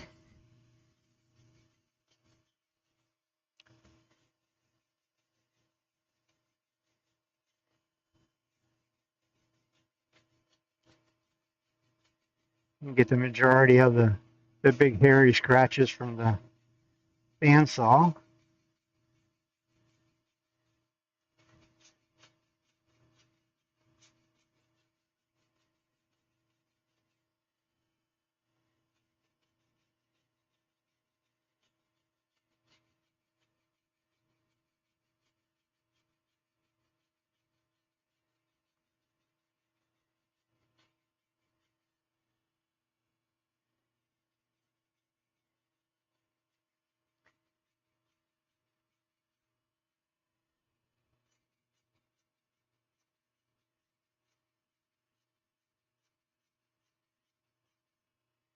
One of these days when I do these, I'll remember to actually do that while it's still a solid block up there. It would probably make it a little bit easier. Could actually probably use a random orbit sander on it and get them nice and easily done. You can't have everything easy though.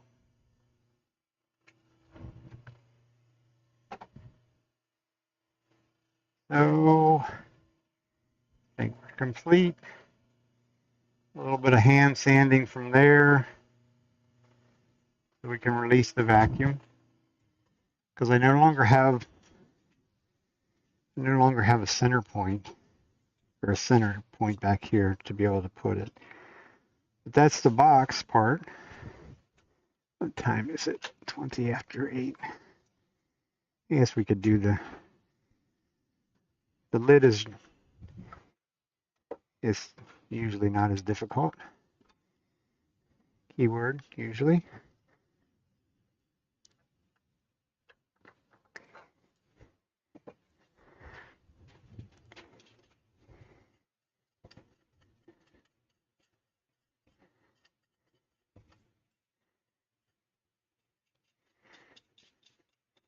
They're a definite conversation piece.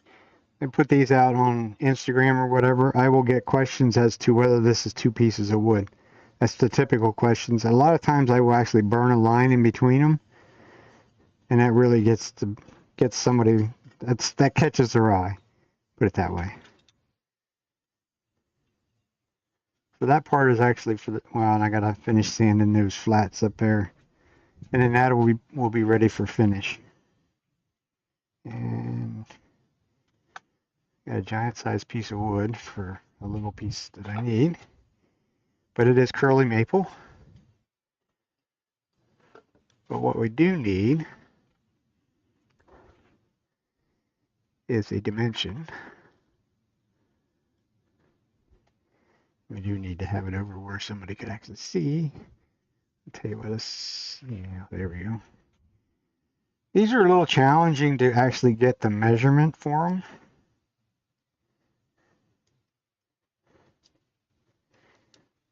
And get it right. You kind of go from one point and guess about where it's at in the middle, And I'll open it up a little bit more just to give myself a little cushion.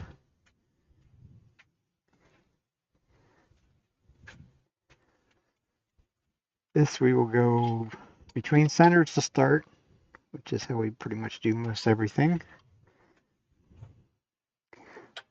I'm going to use a step center on that end. Don't really need, this is curly the whole way through.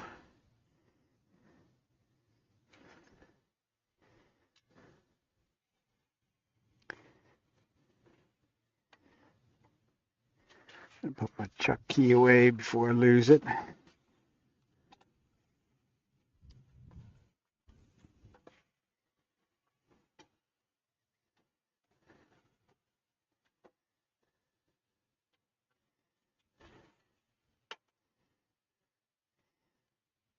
Wind the tailstock out just a little bit further.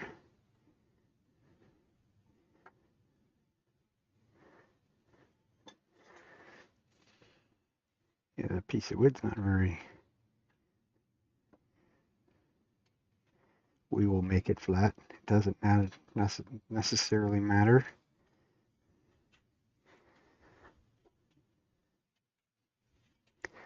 So back to our bowl gouge. And really all I'm going to do right now is just flatten off an area in here.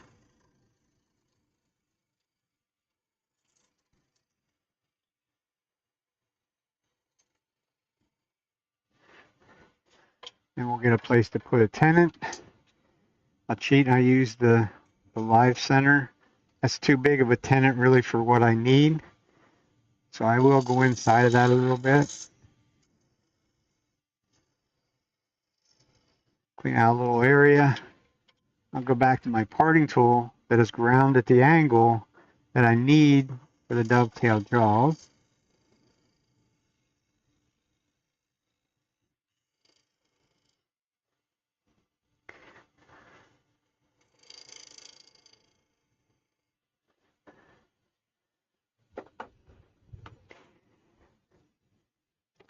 It gives me a place to grab it. This thing actually will get flipped around a couple different times till it's done. Right now it's just a good way of creating a place to grab a hold of it. And now I have total access to the other side because we're going to need that access.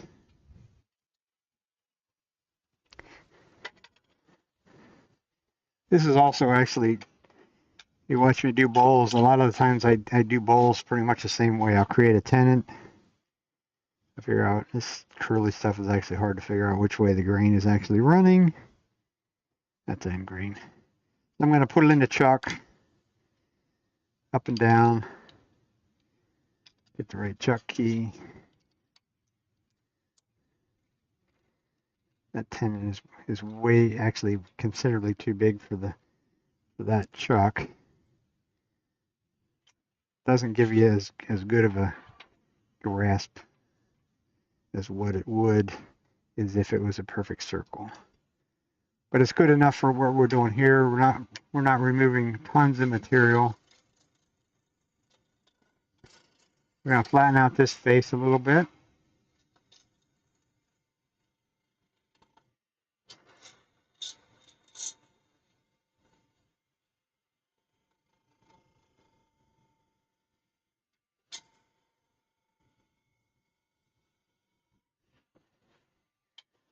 And then we're going to take our dividers.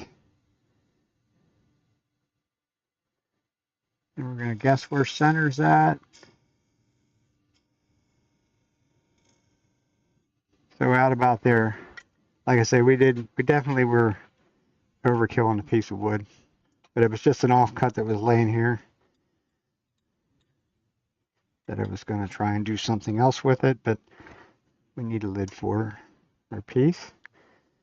So now we can go down to that line, front and back.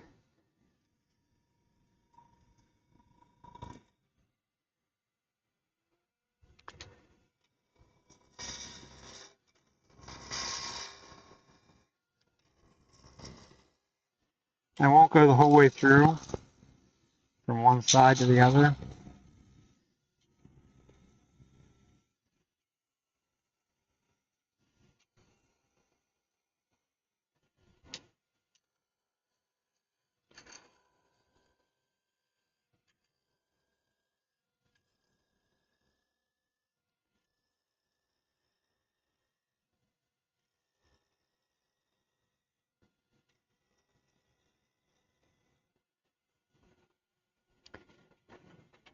So now we got to go down to our line. Here's where you either make it or break it, sort of. I'm going to switch back over to my 40-degree gouge for that routine. Just by virtue of it'll go in that groove a little bit easier. I'm also trying to make this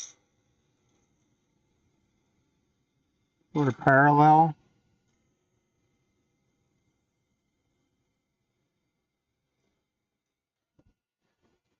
And I did go off the end, but that's okay.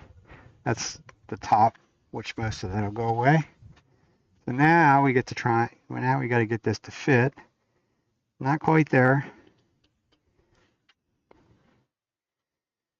I don't necessarily want these to be a suction kind of a fit. I just want it to sit in there nicely. Don't necessarily want it to rattle around, but just sort of a nice fit.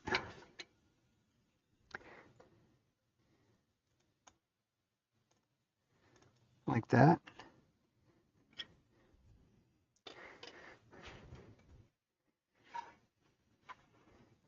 And then we'll come around to this side.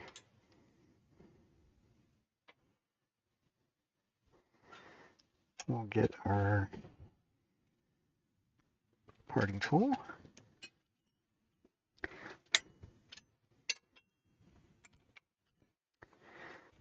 And we will relieve a little bit out here on the edge.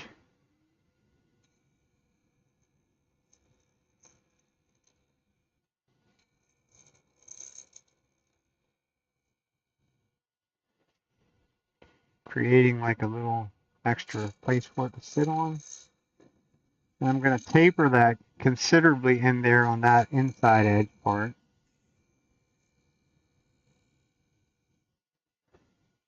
Because remember, it is still bowl shape in here. There's no flat on the inside.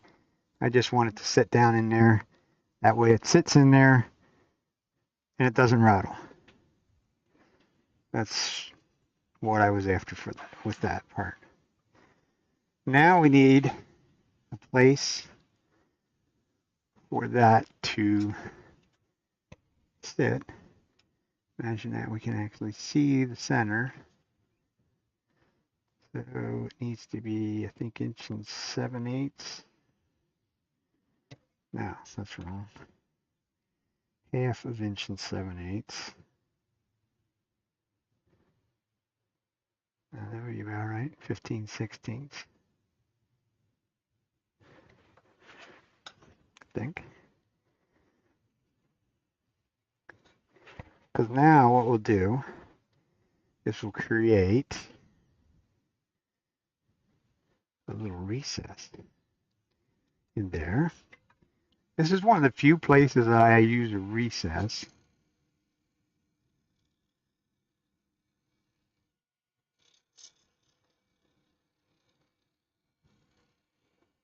This is a really nice, simple place to use a recess. That recess actually could be square.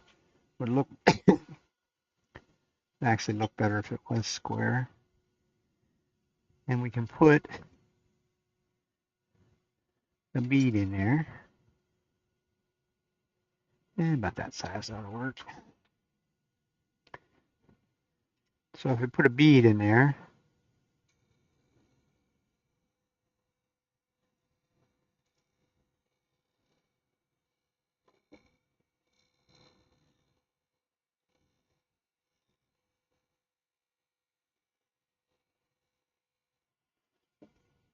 just going to give it a little decoration. But I still need a way of grabbing a hold of it. That bead did not give me a little gripping point in there. Now if I take my little parting tool, I can go back and sort of cut underneath that bead a little bit. And that'll be more than enough to hold this piece. Because we're not going to be aggressive with it. And then with the spindle gouge, we're going to go back out here and we're going to clean this up down to our bead. Like I say, that bead is not very deep.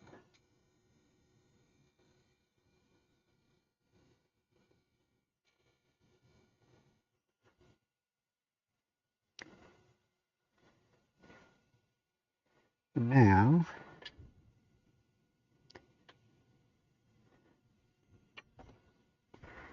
we need this to be something other than a big fat protrusion.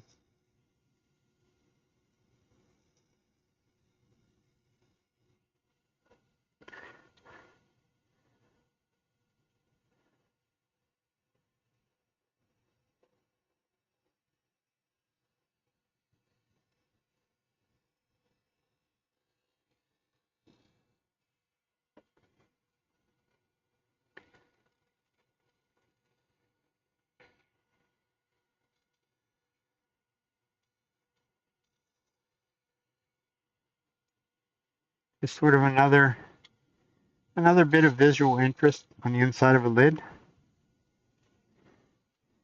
Once again, sort of keeps somebody guessing as to how you managed to grab a hold of this to do your work. At this point, all that would actually get sanded. I don't think I'm going to do that this evening. But I'll show you that it will grab a hold of, as long as I did the tenon size right. So we'll see whether we did that right. It'll sit in that little bead.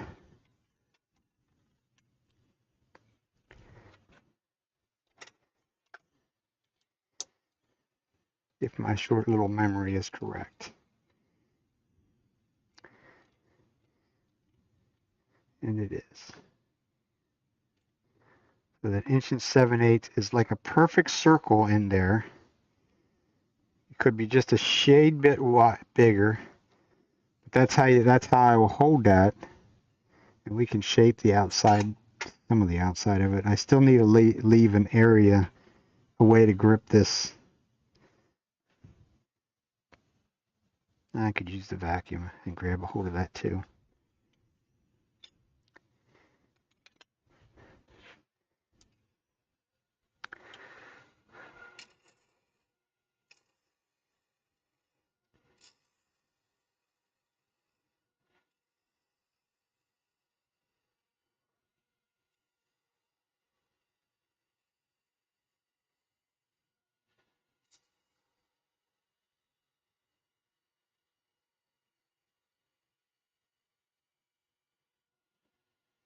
You just sort of do whatever you want for the lid. We do need sort of a little bit of a flat area in the center, about like that. Usually using that was a spindle gouge. I don't necessarily do that with the spindle gouge. Normally I'll do it strictly with the bowl gouge. I can create a curve out here. This becomes like a Roman ogee, an ogee curve. And then you blend this curve into that curve.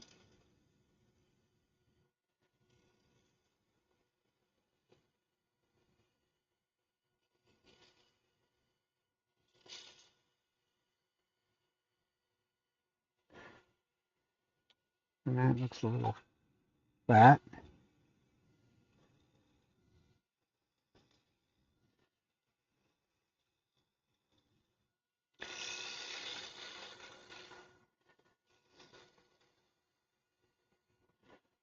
want it to be sort of a gentle curve. The only reason I want a little bit of a flat in there is because this will get a finial on it too.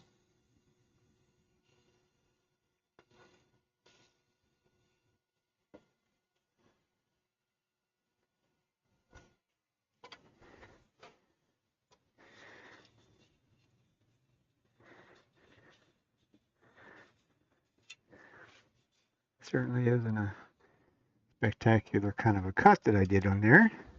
Kind of tearing it a little bit. So what we'll do is we'll just go back and make a cut, make a bevel supported cut. Now that we have the shape that we want. You get out here, it's starting to get thin, right at the very edge where we took the recess out from behind. So now we have a nice clean surface. A little bit of a curl, a little bit of a chatoyancy to it. As it spins around, you can see the, maybe you can't, yeah, it's too, the lights are too bright for that. This is curly maple.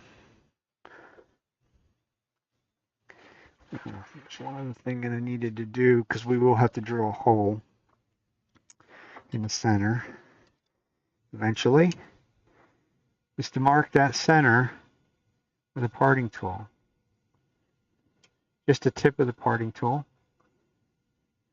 And that gives me a place for the drill bit to go to.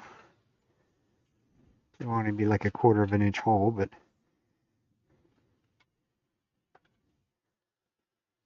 so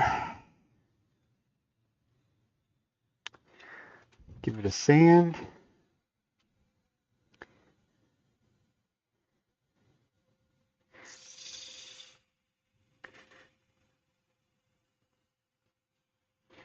Round this over.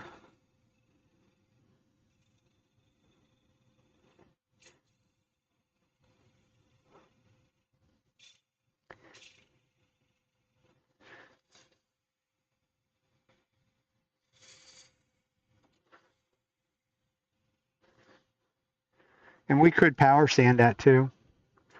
That's just probably easy, just as easy, if not easier.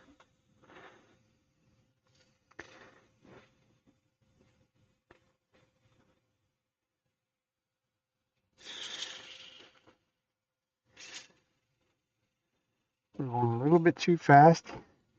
You jerk my hand back, that's because the sandpaper just got hot. So I'm either doing one of two things. I'm either pushing too hard on it, or it's going too fast. Generally speaking, it's usually because it's going too fast.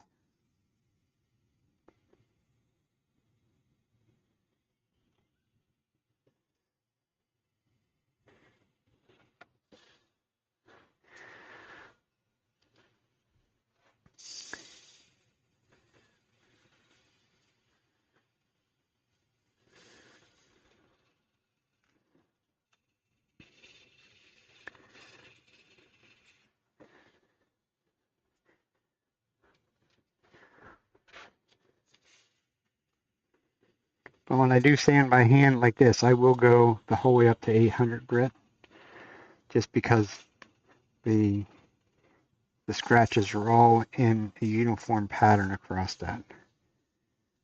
That was 600. We got to do a little bit of 800 and have a piece of that out.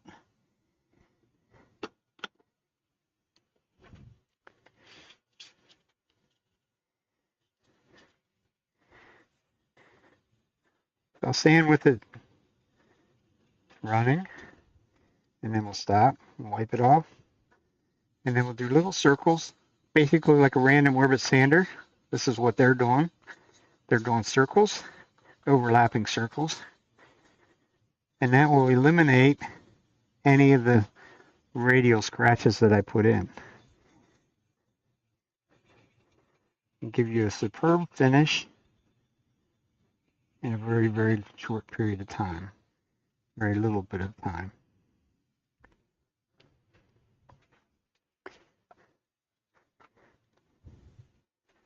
And now, Goes that way. And that's our lid. That's what we look like finished. It still needs a finial. This needs some finish on it.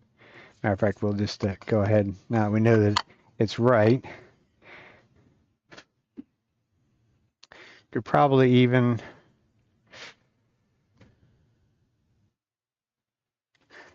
could give it a little color too.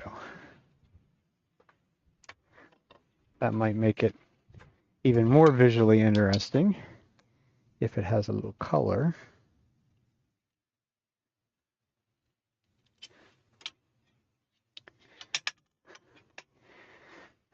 And of course, we're working with cherry, so it's going to be red already.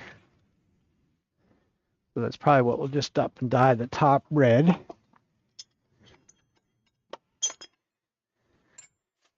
Get a couple things out here. I'm going to spray it right off the bat. I'll spray it with alcohol. Open the pores back up. This is an alcohol-based dye.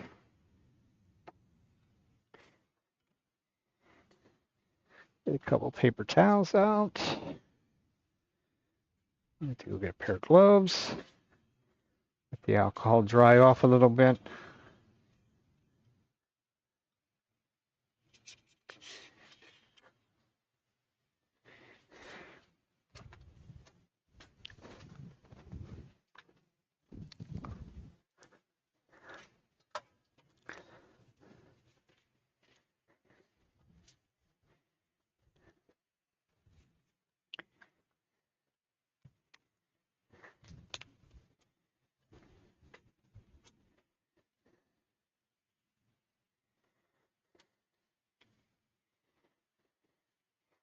Definitely need to use gloves to mess with any of these dyes. They will dye your fingers just as easily as what they do the wood, and it takes quite a while for it to come off. It is not a very, I guess you'd say, user-friendly kind of a thing. I guess since we're just dyeing, let's try something.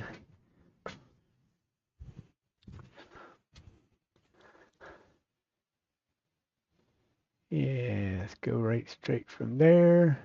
Now you'll be able to see a little bit more of what we're doing.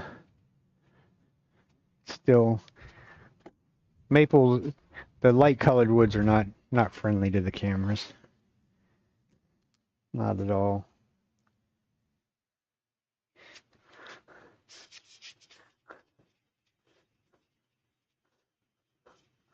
So we'll get a nice even coat. Try not to smear it too much over the top edge, because I'll leave the back natural.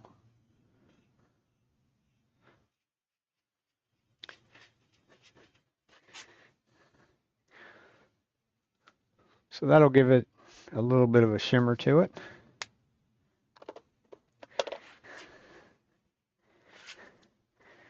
I'll let that dry just a couple seconds. Kind of boring though.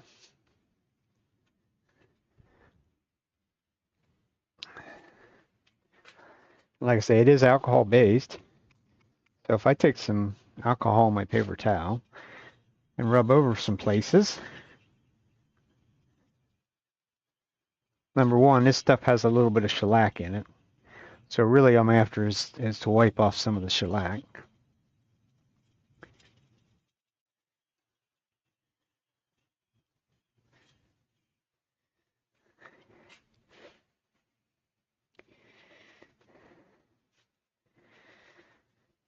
And if we put yellow on, it's going to make it orange.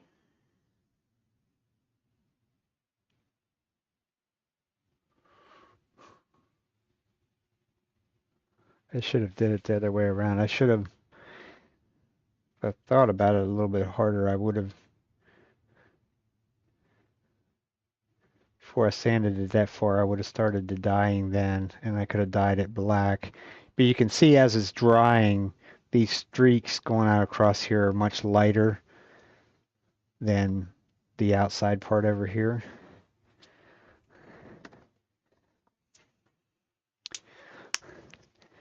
So if we just take and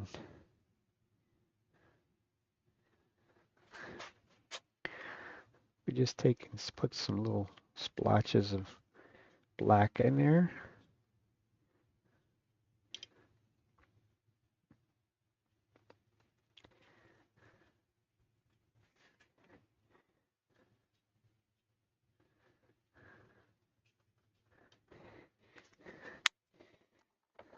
Maybe even be really creative and put a little blue.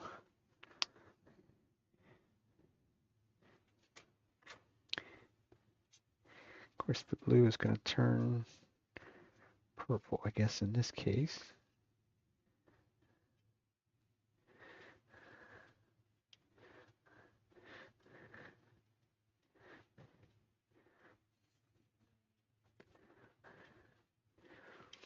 Bottom line of this, if you don't like it, just sand it back off and start over.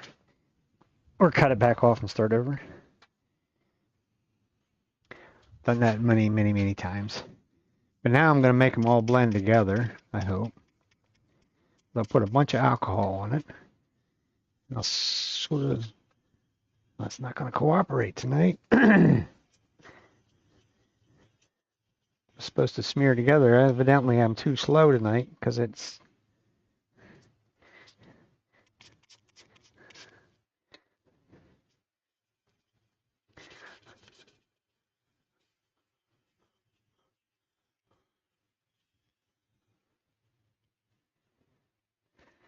guess I'm moving too slow.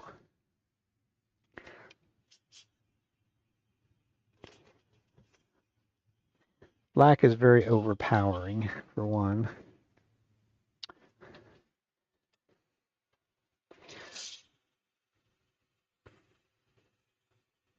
This is really where you need to use sheet paper, sheet sandpaper, because it's going to clog it up right away. So like I say, there is a little bit of shellac in there. So you got to get through the shellac part before you can actually sand.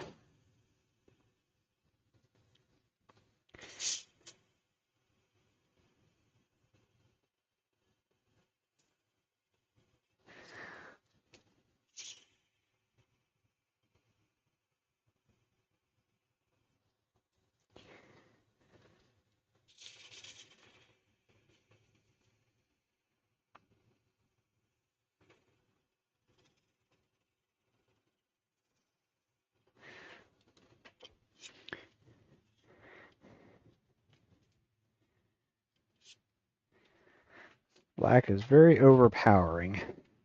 Should not have put the black on there like that. Now, like I say, we're not got material.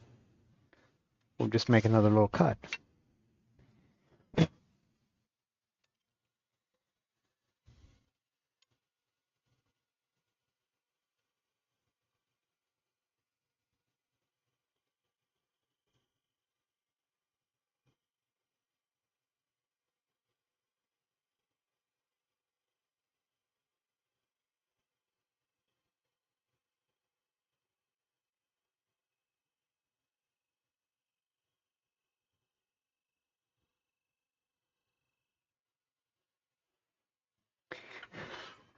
That's pretty much erased it. A little bit of red left in there. You can see there's a place that the red really has soaked in considerably further than other places. Now we need another piece of sandpaper.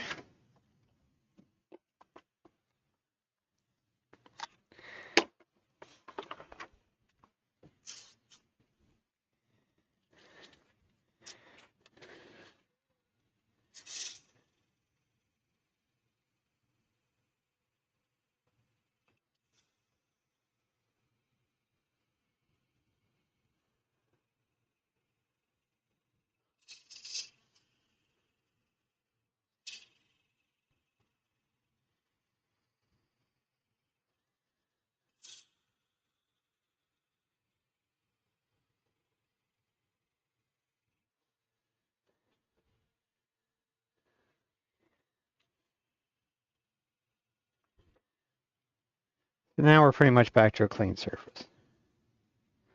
So now Let's go back to our dyeing. So that was 180. Now's where we can put a little black on.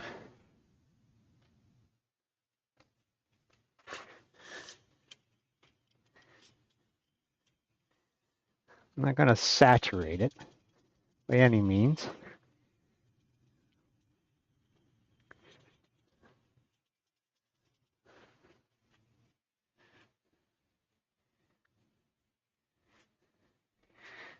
Fix some alcohol.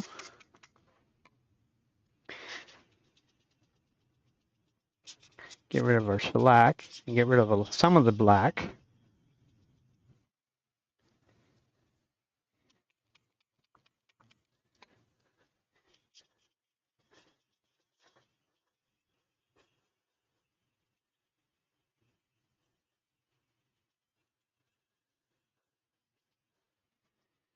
Just do be careful with the paper towels. Unfold them. Put them over, lay them over the edge of the trash can so that they dry. This is denatured alcohol. It is very, very flammable. Now we're back to chewing up sandpaper.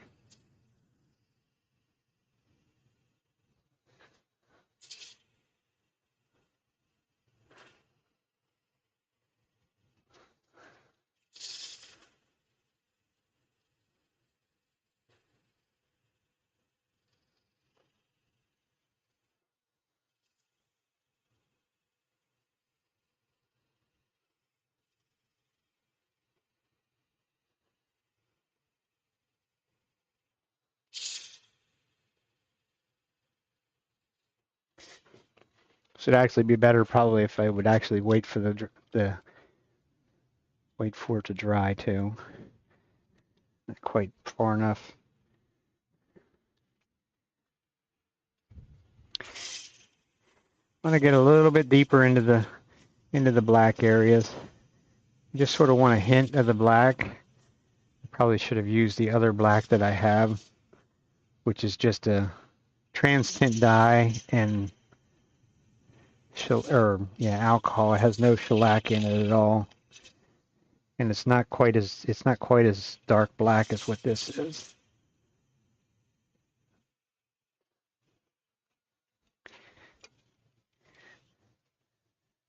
Okay, so that's 220.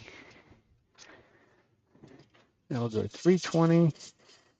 And each separate grit, then we're cutting back a little bit harder. Lighten that black up more yet.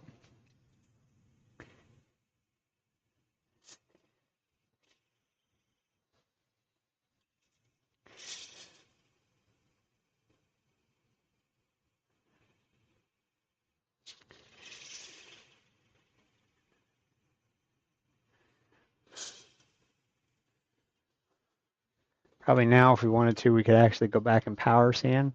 So now we're just down to a little patch of black and some little streaks of black.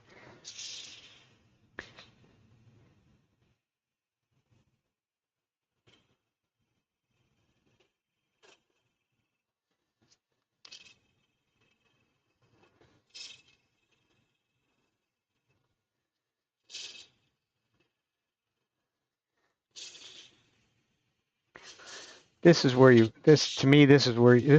start playing with the dyes, is on a small piece like this, where if it doesn't work, I lost a little bit of time, tiny little piece of wood, and even though this is curly maple, I have a whole bunch of it because this is lumber.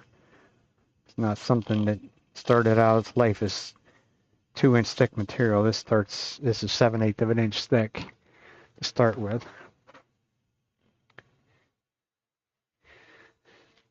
So clean off our dirt.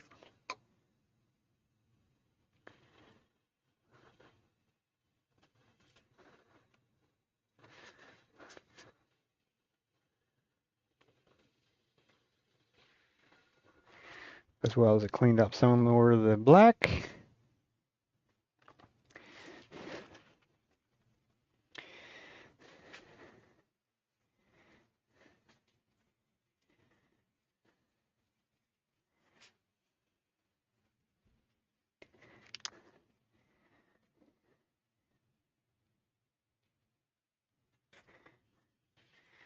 Now when we go over it with the red, now we have some black in the background. It'll give it a little bit more visual interest. Like I say, it's what I should have done to start with. We'll give it a nice even coat.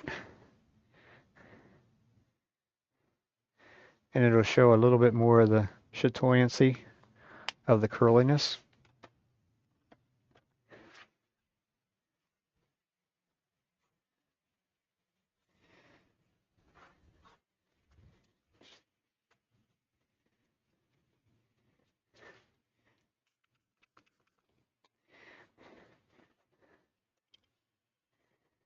A little bit more alcohol to knock back the, what I'm after is to knock back the shellac. This will get finished with the Parfix 3408, but it won't be done today because you got to wait, especially after you put the amount of alcohol in there. The alcohol, I don't know that the alcohol itself doesn't cooperate with the 3408 is a super glue in case you don't know that. But super glue sets up in the presence of moisture. So I'm sure that when it comes to the distillation process, there's water involved in it. So there's probably a certain amount of water that gets left behind. I'm pulling more and more of the shellac off by doing this. But shellac and the super glue are not necessarily best of friends either. So that'll be our lid. That'll be another day to finish. We can take it off of there and see what it's going to look like. Get it the right way.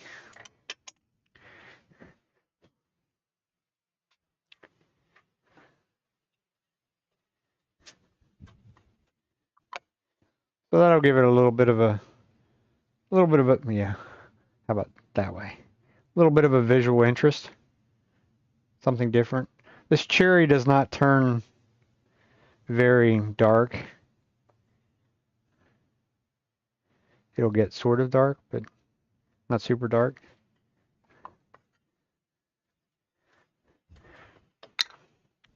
That's going to be pretty much it for us tonight. Anybody have any questions, comments? Finish that up another day.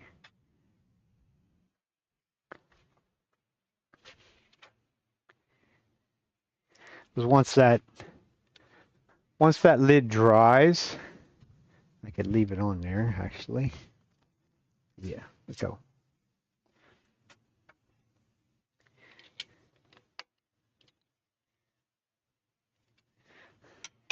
Once that lid dries till like tomorrow, then I'll go back and hit it a little bit with 800 grit sandpaper. I'll do my little random orbit sanding on this, and there again I can sort of knock some of them areas, lighten some of these areas up where as I sand this going across here, I realize the camera don't necessarily, well, it sort of does.